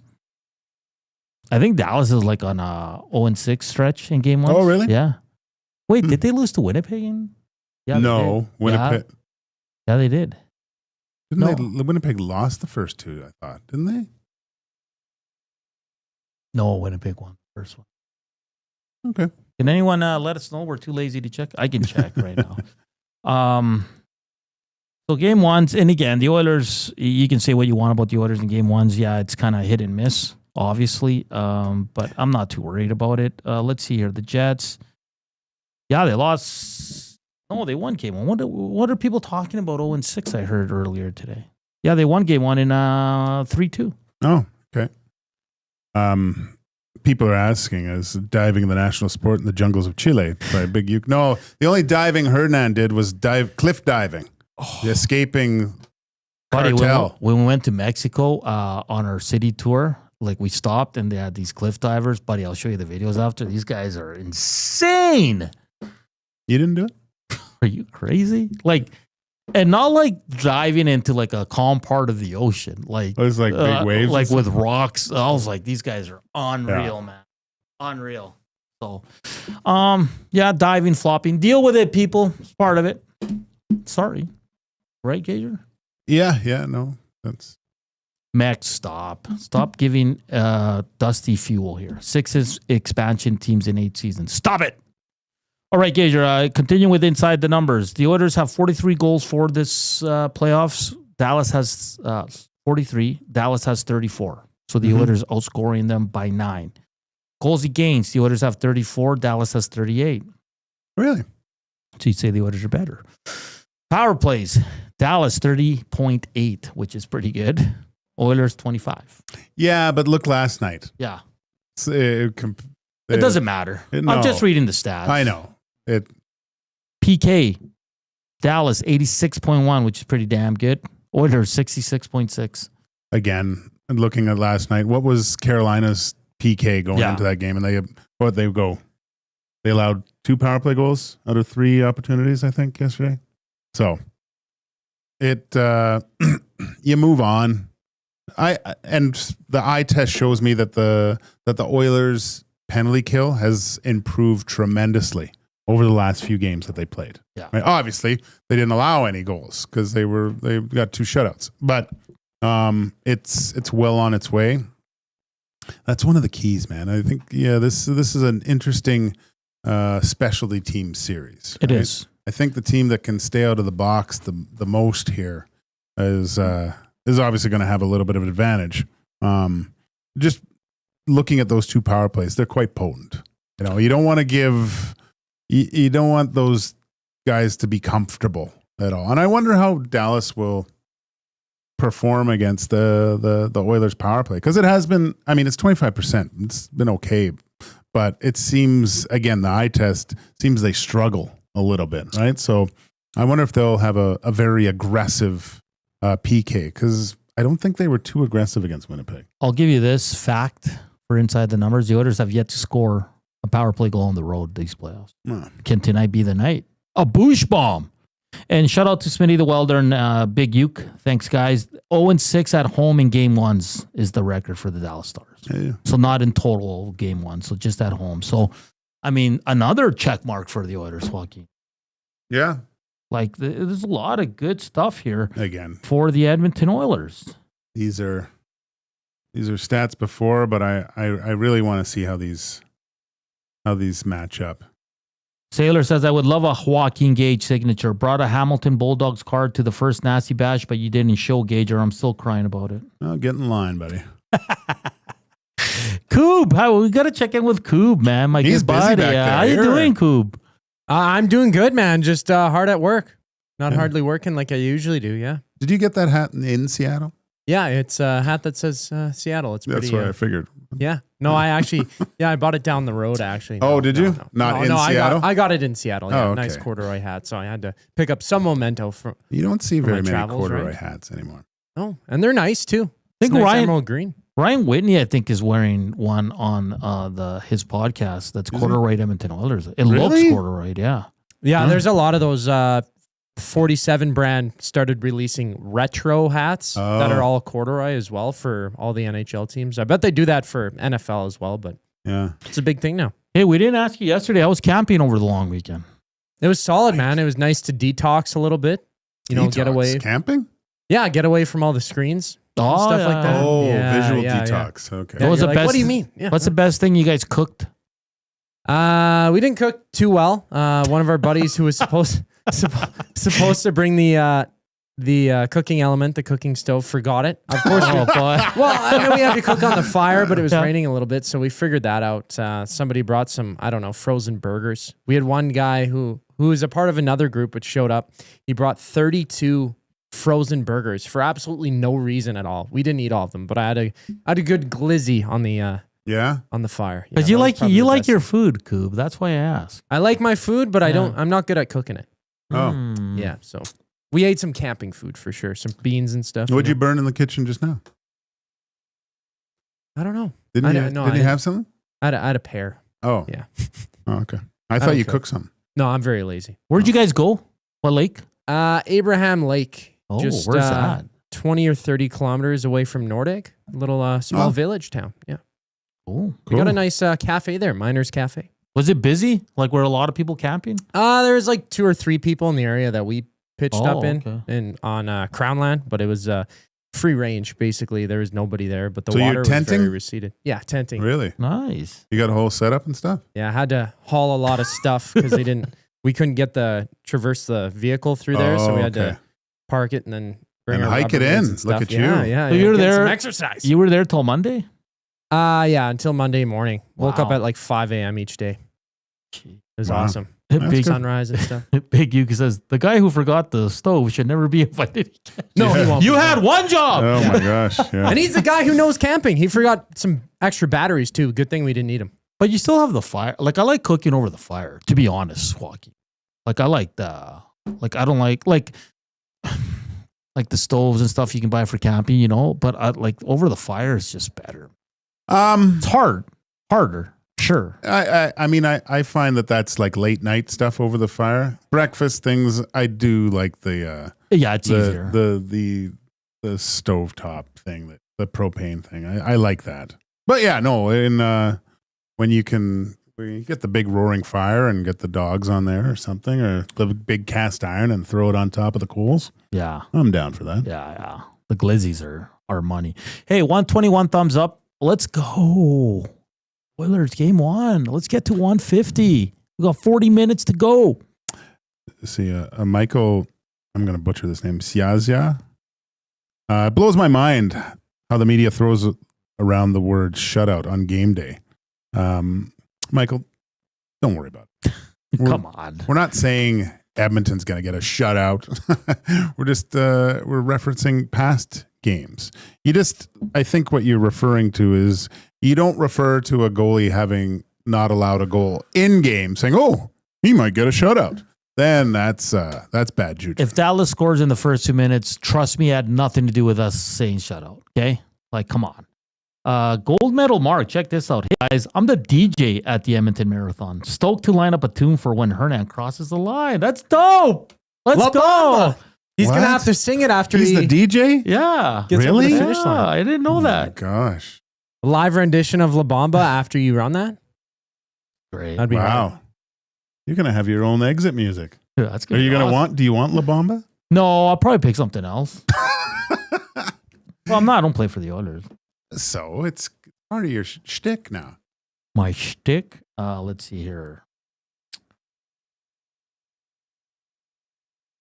No, I'm done. I'm done with this. Marchand had a puck shot right at him and didn't flop. Yes, we know, but it's different games. Josh Clausen, our good buddy. It's not like flopping is easy. It's an art to be able to sell it. And how much pain tolerance do you need to just throw your own body down on the hardcourt? Yes, that's the same thing with soccer. There's an art to it. It's an annoying art, but there's an art to it. I agree 100%. It's part of the game.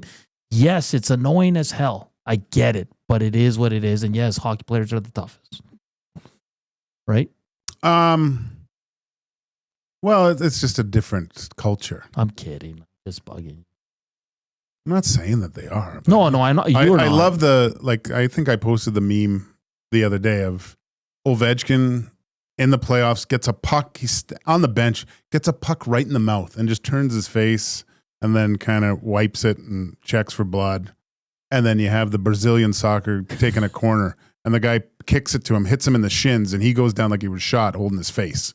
You're being kicked in the shin by a soccer cleat. It hurts.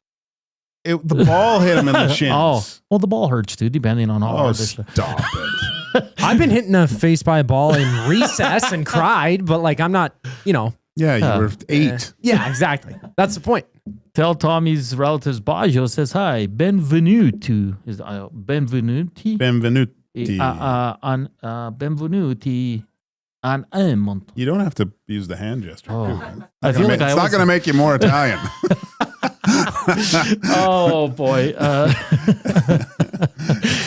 The Rivercree Inbox, the afternoon inbox is always presented by the Rivercree Resort and Casino. Check out Funny Man, Andrew Santino, May 22nd, where you can check out Dire Straight Legacy on June 12th. I love Dire Straits.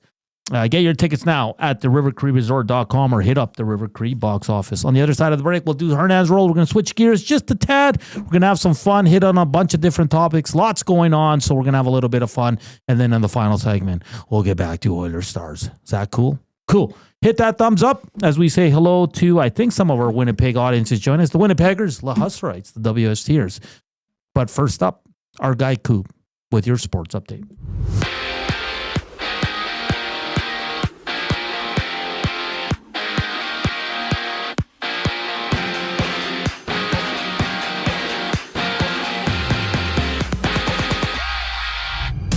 Edmonton's Connor Brown is a game-time decision ahead of Game 1 of the Western Conference Final between the Oilers and the Stars. Swing by Boston Pizza Westgate as Tom Gazzola and Hernan Salas preview the action live on location for the GCL Diesel Oil Stream pregame show, which kicks off at 5 right here on EST. In the association, Shea Gilgeous-Alexander has been named the league's most valuable player after averaging nearly 33 points with 5 rebounds and over 6 assists a game during the regular season for the OKC Thunder. And the Eastern Conference Final kicks off tonight. Pacers and Knicks clash with tip-off for that one going at 6 o'clock. MLB action sees tons of games with the Jays rematching the Padres. Toronto winning 3-0 yesterday. Kevin Gausman gets the ball for the Jays with first pitch just after 5. And there's 4 games underway right now. In extra innings, the Orioles and Brewers are tied at 4 apiece, while the White Sox lead the Mariners 5-4 in the bottom of the 7th. Hernan's World is up next here on EST Afternoons. I'm Zachary Kubish, and you're up to date. For great performances is the Rivercree Resort and Casino. My mother used to let us not lock the doors. She's like, if you're locking the doors inside of the house, it means you're doing something you shouldn't be doing. Yeah, that's why we lock the doors. Host of the Bad Friends and Whiskey Ginger podcast, don't miss Andrew Santino, Freeze Peach, live at the Rivercree May 22nd. Michael, what are you doing? We have locks on the outside of the house to keep criminals from coming inside. There's no criminals inside of this house. Yes, there are, Karen. Get your tickets at rivercreeresort.com. Excitement, bet on it. Keep your team jersey and rally towel close by and help bring the championship home. For all your other treasures, store them with Sentinel Storage. Store Canadian. Try 4 weeks free at sentinelstorage.ca. Proud partner of the Edmonton Oilers. Time out, Edmonton. The new Play Alberta app has arrived, and it's here to make your gambling experiences more fun, exciting, and secure. Enjoy the convenience of hundreds of casino games, betting live on your favorite sports teams, and access to lotteries all in one place, anywhere in Alberta. Enter code YEG50 to receive a $50 free bet when you make a $5 minimum deposit. That's a $50 free bet for new and existing users using code YEG50. Remember, if you gamble, use your game sense. Hey Edmonton, ready to take advantage of lower rates and better pricing? South Fort Chevrolet in Fort Saskatchewan has you covered. From rugged trucks to sleek SUVs. And with over 40 years in business, you can trust that you're getting the best deal on your new ride. As the proud title sponsor of the Nielsen Show, EST listeners can drive a little to save a lot with South Fort Chevrolet's transparent pricing and down-to-earth sales team. Visit us today in Fort Saskatchewan or online at southfortchev.com. Strike up some fun at the Banquet Bar. Bowling, drinks, and a great time with friends where the good times roll. Whether you're here to bowl or just hang out, the Banquet Bar is your go-to spot. Get real, play hard at the Banquet.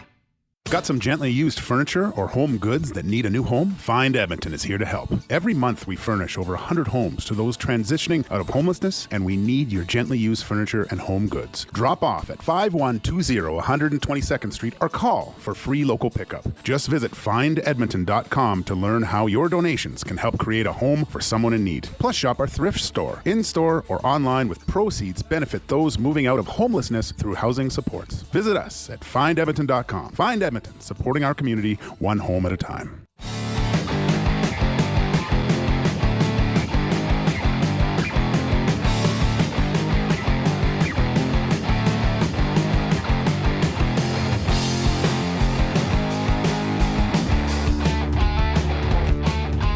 .229, a little tardy here on EST Afternoons. William Huff Studios, Joaquin Gage, Zach Kubich, Hernan Salas, Reed Wilkins, Jay Milne coming up from 3 to 5, and then it's Tom Gazzola live from Boston Pizza Westgate for the pregame show 5 to 6. That's going to be the schedule throughout the week. On the weekends, we'll return to an hour and a half pregame show, so 11:30 a.m., obviously, on Sunday for Game 3 here in Edmonton. 15 away from 150. Let's get there. For the thumbs up, subscribe if you haven't done so as well. Also, if you'd like to follow us wherever you get your podcast, Apple, Spotify, whatever you use, just look up EST Afternoons, hit the follow button, and do it not just for our show, but every show here on Edmonton Sports Talk that's always presented by Good Old Play Alberta. We just did Inside the Numbers. Now we're going to do some, just switch gears a bit in Hernan's World, which is always brought to you by Edmonton Garrison Memorial Golf Club. Early bird golf memberships are now on sale with discounts for seniors. first responders, plus special rates for Sturgeon County residents. Enjoy GPS carts and awesome driving range deals. Inside, you can kick back and enjoy a pint or a pound of wings in their full bar and restaurant. For more info, visit egmgolf.com. Viva la raza! Latino Heat. All right, so Gage, you're a big Star Wars guy, right? Yes, I am. Hernan, yes, I am. I think Koob is too, because he's the one that brought this to my attention. So, did you know, Joaquin, on this day, 45 years ago, The Empire Strikes Back was released in theaters? Oh. Okay, so quickly, because I got a bunch of different topics for this thing. Where would you rank The Empire Strikes Back in your all-time rankings for Star Wars movies? It's a tough one. Okay, sorry. Old school, they had the 3 originals, right? Is this number 2? It might be number 1, actually. I think it is. No, is it number 2 in the order? Number 2, yeah. Yeah, okay. Yeah, it's number 2 in most people, like in actual, but I think it's my number 1. No, but I mean, like, it was the second movie that came out back in the day. Okay. Yeah. But for you, it's the best one? Yeah. Wow. Well, I don't want to spoil anything for you, but well, I hope you watch it. You had 45 years. The moment, and everyone knows the moment, when Darth is fighting Luke, and Luke finds out that his father is actually Darth Vader. It was iconic. That whole changed the movie making industry. The twists and turns of movies. Calm down. Was it that significant? Come on. No, I'm not a Star Wars guy, so Of course it was. Okay, I didn't. What are you talking about? So that changed the landscape of cinema. Yeah. Okay. Yeah. Sorry. Jeez. Guaranteed it did. It was great. It was, I mean, the whole space opera, soap opera, and seeing that ignited so many other things, and you just couldn't believe it. You couldn't believe it. And it was one of the first times that the sequel to the original, I think, was better than the first. He had the storylines of Leia now falling in love with Han, and you know, the introduction of the swashbuckling Lando Calrissian and stuff. And it was just no idea what you're talking. Cool. You agree with Joaquin? That it's the best Star Wars film out there? I have to humbly disagree. I think it's the second best one, but I'm the kind of guy who likes the prequels a lot. I know the first episode of the prequels kind of sucked, and then Attack of the Clones was all right, but the Revenge of the Sith, when I sat down and watched that for the first time, because I watched the movies in chronological order, so I didn't watch it from A New Hope to Empire Strikes Back and Return of the Jedi, which would be 4, 5, and 6. I watched it 1, 2, 3, 4, 5, 6, yada yada. So when I watched that third movie, Revenge of the Sith, I was genuinely shocked for days after that. Like seeing. Did you know what was going to happen though, or did you? At the end of the movie, I'm like, okay, I know, like, of course, Anakin Skywalker. Everyone knows that he is Darth Vader, but just to see the process of how he turns into Darth Vader was mind-boggling. Wait, what? No, just kidding. What?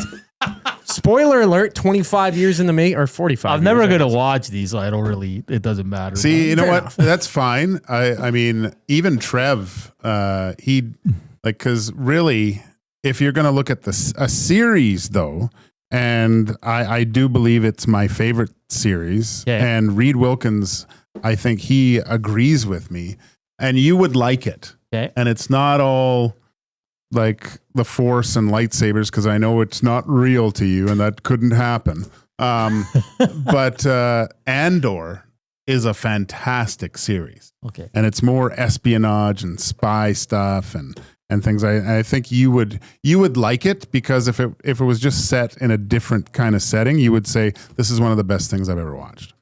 Interesting. Rip City Step says Empire, Rogue One, New Hope, a cut above the rest. VR says Empire over all others. Rip City says he respects Coob's opinion. Well, you got to remember, doesn't happen often. Yeah, no, it doesn't. But he's a lucky guy that was able to watch these in their original order. Yeah, right? okay. Because George Lucas wanted to make it this way, but realized that the story was too big, so he had to kind of fast forward it. Okay. YouTube Trev says, I am your father in Tecmo, Zach. Calm down. You have one win in 6 games, okay? Okay, so I can watch Andor and I don't need to watch anything else. Nothing. Okay. So it's its own story. It's something I won't be lost and be like, what the hell's going on? They've done that a lot, though, where now they have new series where they're actually new. Like they're different. They're set in the same world, obviously, different or same universe, different worlds, I guess, is how you can say it in Star Wars terms, but you can just pick it up and it'll be cool. Andor, you would... You might go, well, what is that? Whatever. And then if you actually watch the movie, you would go, oh, cool. Like it would make way more sense. Oh, okay. But Andor is fantastic, man. Yeah, Easy E says Andor is incredible. Club Pickard says Andor is by far the best Star Wars movie / series. It's unreal. I can't believe how good it is. Which is the one with the Ewoks? I like that one. That's the third one. Or the sixth Return one. of the Jedi, right? Yeah, Return of the Jedi. Is that the one where they start in the ice scape? No. You know, that's Empire. See, you say Empire, the 6. I say the 3rd because I've only seen the 3 originals. I've never seen anything Yeah, I'm else. going chronologically. Yeah. So that's the 6th one then. Yeah, Return of the Jedi is 6. Which one's the one with that really annoying character? Jar Jar? Yeah. Attack of the Clones, I think, right? No, that's the second movie? That's the first one. Was he? That's was he in the Phantom second Menace. one? He was, but they Is that the toned him worst down. one? Phantom Menace is... See, I mean, I didn't mind it, but I'm a super sci-fi nerd, so whatever. The world was really cool. The way the story progressed was awesome, but the acting was absolutely terrible. Yeah, I don't really care about I care about the story. But yeah. You guys love Star Wars, eh? See, and then Rogue One is great, but Andor is just really. Oh my gosh, It's brand new series. Yeah, well, they had the first season come out, and it's a prequel to the Rogue One movie. But it was like, okay, I'll give this a whirl. I couldn't believe how, because I like the Force and stuff like that. And this isn't like it. It's all how the rebels got organized. It's just great. It's really good. So I'm looking it up. So it's my boy Diego Luna, man, from Narcos. Yeah. I didn't know he's the guy. Yeah, I didn't know that. Yeah. So Rotten Tomatoes gives it 96%. It's IMDb gives it 8.5 out of 10.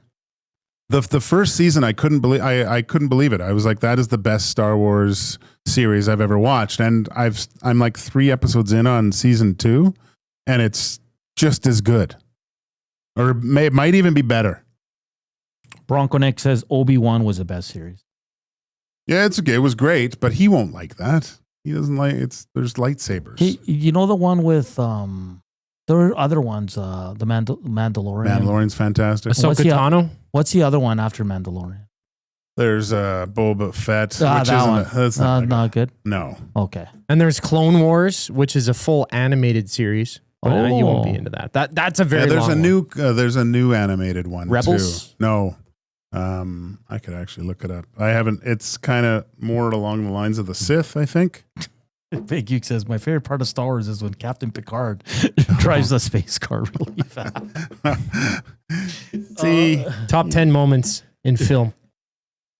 I mean, it was great. I after watching Star Wars, I immediately went and started drawing like spaceships and stuff as a kid. It was Just me says, ugh, enough with the Star Wars. Gonna take my like back. No, don't do that. Hey, Tales of the Underwood. Tales of the Underworld on Disney Plus is the new. I think it's more bad guy stuff. Just me. We talked an hour and 20 minutes. Oilers Stars. We just taking a bit of a break for Hernan's World. You don't have to apologize. I had a lot more topics, but this one just took on a life of its own. Seems like we have a lot of Star Wars fans watching us and listening to it. You're one of the few, buddy, that don't. I'm a weird. But I think you would enjoy Andor. I think you would. Raider Jesse says season 2 is better somehow. Yeah. Yeah. Okay. It's crazy. Jay says I might be the only person to dislike Andor. Oh, really? But Trev's a big Star Wars guy too, but he doesn't like Andor. But he likes the lightsabers and stuff. And he's like, but he wants to see how it ends. Maximili says Andor is a prequel to Rogue One, which that movie is sick too. Oh yeah. And Rogue One's a prequel to A New Hope. Oh, so the prequel of the prequel. Empire's objectively the best, but Return of the Jedi is my favorite from Punker Junker Jones. The guy who likes diving should love fiction from KR. I do like fiction. Yeah. Like, come on. You're faking it. I'll fake all over the place. Since I was a kid, because one of my cousins is a big Star Wars, like my nephew, and they were all into that kind of stuff. And I just never could get into it, Joaquin. I don't know what's wrong. What's wrong with me? I don't know, but you think The Outsiders is a great movie, and Star Wars isn't.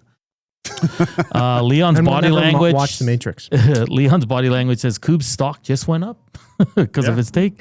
And Nash and Whitecourt says, I've also never watched Star Wars, Hernan, and I'm 45. Well, I've seen the first 3, but I haven't seen anything after that. But we got to get to a break here. Just one thing. Congratulations to the Medicine Hat Tigers moving on to the Memorial Cup. My boy Hunter St. Martin, I think he has 1-1 in the final championship game. Sent a message, get the job done. So maybe if they win, maybe if they don't, we'll have him on. Yeah, it'd be great. Congrats. They have that really good kid, Gavin McKenna. Maybe get them both on. Yeah, in studio. And Crystal, the other guy. Last name Crystal. He's a Capitals draft pick. Oh, really? Yeah. Very good. YouTube Trev says, I can tell Gage is strong with the Force. Force is strong with this one. All right, we'll be back to close it up. Get you ready for Reed Wilkins, J Milne here. Hit that thumbs up. We're close to 150. Here's Coop, Sports Update.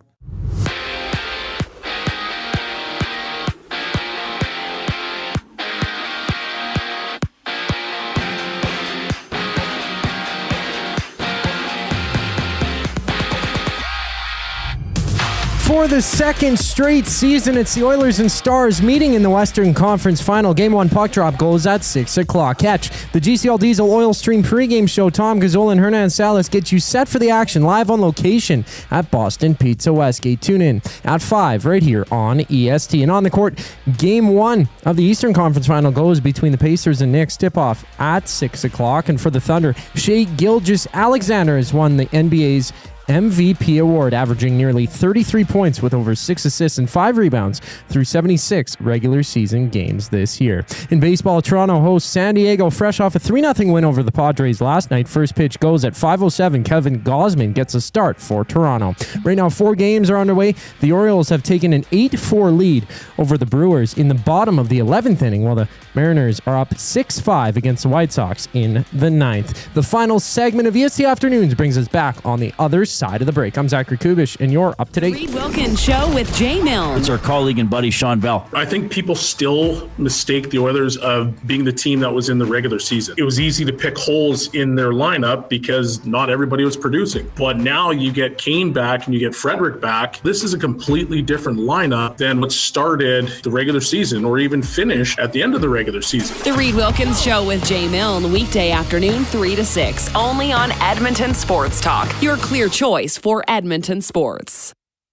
Your home for great performances is the Rivercree Resort and Casino. My mother used to let us not lock the doors. She's like, if you're locking the doors inside of the house, it means you're doing something you shouldn't be doing. Yeah, that's why we lock the doors. Host of the Bad Friends and Whiskey Ginger podcast, don't miss Andrew Santino, Free Speech, live at the Rivercree May 22nd. Michael, what are you doing? We have locks on the outside of the house to keep criminals from coming inside. There's no criminals inside of this house. Yes, there are, Karen. Get your tickets at rivercreeresort.com. Excitement, bet on it. You've heard the name, but what does it mean? For over 66 years, William Huff Advertising has supplied signage from screen printing to digital to LED with design, production, and install in-house. It's a one-stop shop for all your signage needs. Edmonton owned and operated, William Huff has been trusted by the biggest companies and teams in the City of Champions and many others across the country to do the job. If you're looking for a way to get the word out about your company or event, they are the answer. Go to www.williamhuff.com. Their results speak for themselves.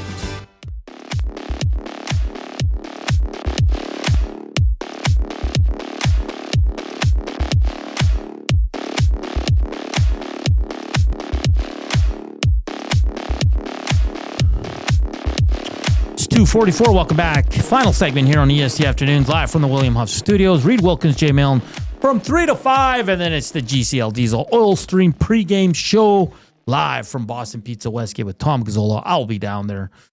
Cass will join us as well, 5 to 6, and then it's game time, baby. It's game time. We have hit 150.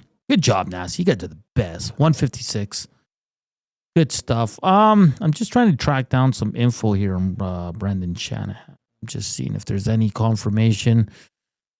And if you missed it, Shai Gilgeous-Alexander has been named the MVP in the NBA. So second Canadian to do it after and first since Steve Nash. So awesome stuff. They're up 1-0 in their series with a big win yesterday over the Minnesota Timberwolves. So I think that's pretty much everybody in Canada is cheering. I have a soft spot for the Knicks because I grew up a Knicks fan. But Knicks OKC, I'll take that. Knicks Patriots is gonna be awesome. It's like going back to the 90s, so it's gonna be absolutely fantastic. Yeah, I can't find anything from the insiders on Shanny. Can you, Gage, or do you see all anything? I'm seeing right now is this is from Sportsnet that the Islanders have been granted permission to speak to Maple Leafs president Brendan Shanahan about an opening in their front office. Sportsnet can confirm. So I like, why would you go there? Like, after seeing what he's done in Toronto, like, seriously, like, why do you like to keep recycling guys that don't have success? I have no idea, man. It's it's fascinating to me that you go in that type of direction. I mean, it's not like the Islanders haven't had.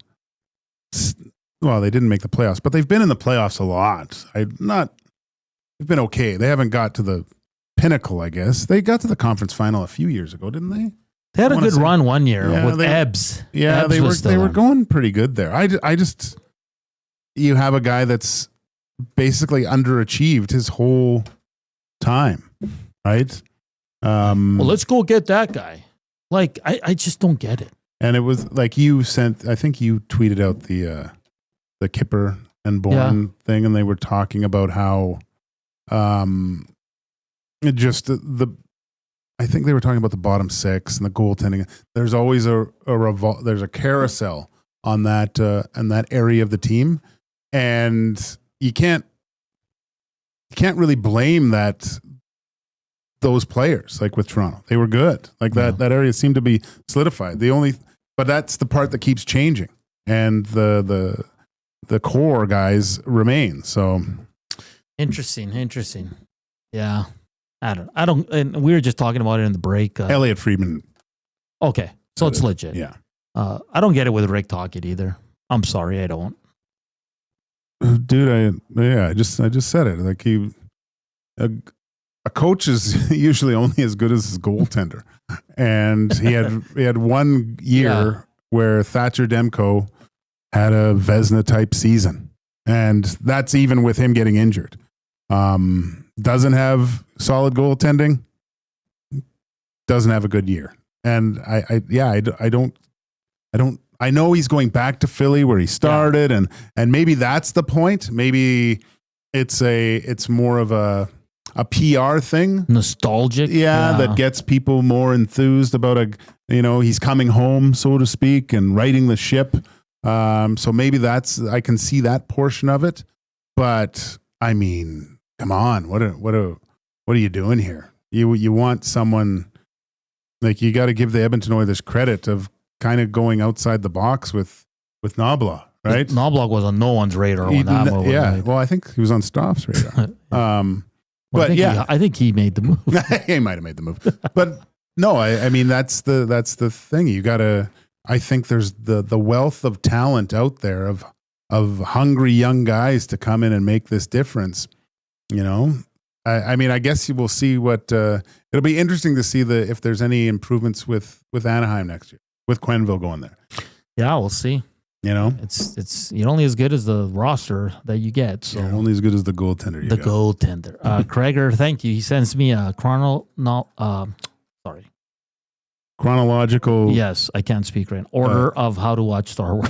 Actually, on Disney Plus, you can just put it and it'll do it for you. Oh, really? Yeah. Nice. This one says, look at the IMDb episode ratings for the last 5 episodes of Andor. Ew, from Dave. Says, first-time texter, long-time listener. Thanks, Dave. Is he saying ew because he doesn't agree with it? Or he agrees with the review? Sorry, I'm Matt Hyman just ripped me real bad, so. What do you say? Gager must have had bad coaches then. Oh, it's awful. Matt. Should we time him out for being a silly goose? You know what? So how's your team doing, Matt? There. Shots fired. This is like an anaconda taking down a pig. Just sharpen up those Titleist. Make sure those balls are clean. Finishing up a heater. We'll see you in 5 months there. Okay, buddy? Oh, boy. Oilers lines. Connor McDavid with Zach Hyman and the Nuge. Vasily Podkolzin. Kasperi Kapanen with Leon Draisaitl. Evander Kane, Adam Enrique, and for now it looks like Arvidsson, as Connor Brown missed the morning skate, but like our buddy DVD said, he thinks Connor Brown's going to play. So either Brown or Arvidsson on that line. And then Jan Mark with Corey Perry and Trent Frederick. Brett Kulak, Evan Bouchard. Darnell Nurse with Stetcher. Jake Wallman with John Klimberg. Let's look at the other side here. For the Dallas Stars, looks like it's going to be Granlund with Rupe Hintz and Rantanen. Duchesne between Wyatt Johnson and Jason Robertson. Stam Steele on the third with Sagan and Mason Marchment. Your fourth line will be Oscar Back with Yevgeny Dadonov and Jamie Benn. Defensively, Thomas Harley with Miro Heiskanen. Esa Lindell with Cody Ceci, and then Alex Petrovich, former Oiler, with Leon Bichsel. Your starting goaltenders, Jake Ottinger, Stewie Skins. We're set. We're ready to go, Gager. How pumped are you, buddy? I'm excited. Okay. Not as pumped at you, but I didn't run 10K this morning. Yeah, I'm looking forward to it. This will be fun. This will be fun. It's going to be great. It's going to be great. It's again, people are like, what do you expect? I don't know what to expect. I never know what to expect with this Oilers team. I just know that nothing is too big for them to kind of climb out of. Nothing's, they're just a unit. They're very similar to the Florida Panthers. Like nothing phases them, whether they're down a few goals or down in the series. That's why game 1 to me, it's just like, let's see what happens. And you move on to game 2, buddy. You almost hope that they get the tar beat out of them tonight. And then everyone questions them. And then they get a little bit of that dog. A little bit of that dog. Yeah, it's interesting, man. Very, very interesting. I'm just looking at the Star Wars timeline order. So you got a lot to watch. I couldn't imagine if I was a kid right now, like if I was 6-year-old Joaquin, I think I watched Star Wars when I was 6. Was it? No. 72. Yeah, well, 4 or 5, whatever. And had all this at my fingertips. Man. Different, eh? What a life. What a life these kids have now. Rip City Step says, DVD said nothing. No, he said he saw Connor Brown. And didn't seem like a guy that was sitting out a game. Yeah. Because you can tell when guys aren't in, there's just a body language, a way of, and he says he seems happy and upbeat. Yeah, I would expect to see. And people are asking why pregame's only an hour, because Reed Wilkins and Jay have you covered for 2 hours, guys. So what do you think they're going to talk about? Like they're going to get you ready for Oilers Stars. They're going to go around the world of sports. And in the last half hour, they'll be joined by Tom Gazzola. So it's pretty much the same thing. And then we jump on for an hour. So Reed and Jay from 3 to 5. The last half hour, I think at 4:40, they'll have Tom Gazzola. And then we'll jump on with the pregame show. So I get it, but it's all the same because we're all doing the same thing and covering game 1. So don't worry about it, guys. Don't let that ruin your day today. And then, like I said, on the weekends, Sundays games at 1 p.m. We'll be on at 11:30 a.m. for the pregame show. Okay, guys, let's not get upset over little things. Is that fair, Gage? Who's complaining? No. People are just asking. They're like, why is it only an hour? But like, I understand it, but like I said, since Dusty at 6 a.m. this morning, like it's been on all Oilers Stars. Yeah, the people want what they want, man. I know. It's look, face yourself here. Still got 8 wins to go, right? Yeah. Well, I hope to see some of you down at BP's Westgate. Should be fun. It's always a good time there. Always a great time. Enjoy my time there. Enjoy the chicken wings. I don't know. I might switch it up today. I might get a pie. Pizza pie. That triple pep. Is that the one you like? God, Boston. It's so hard to go to Boston Pizza and not get the, like, I look at all the other ones and I still just get the Great White North. Yeah, that's a goat. You like tomatoes on your pizza? Throw them on there. Fresh tomatoes. That's the best. The Great White North with fresh tomatoes. Oh, to die for. Yeah. The Afternoon Inbox is brought to you by the Rivercree Resort and Casino. Check out Tap 25 Restaurant. Rib special, just $18.99, available 7 days a week from 11:30 a.m. to 11 p.m. We got to get out. Enjoy the game. Weather's going to get better. Let's see what happens tonight. Reed Wilkins, Jay Milne coming up, followed by the pregame show, and then later tonight, we'll be back with the postgame show. For Coop, for Hawk, I'm Salas. Enjoy the game. Let's go. Chat tomorrow. Chowders.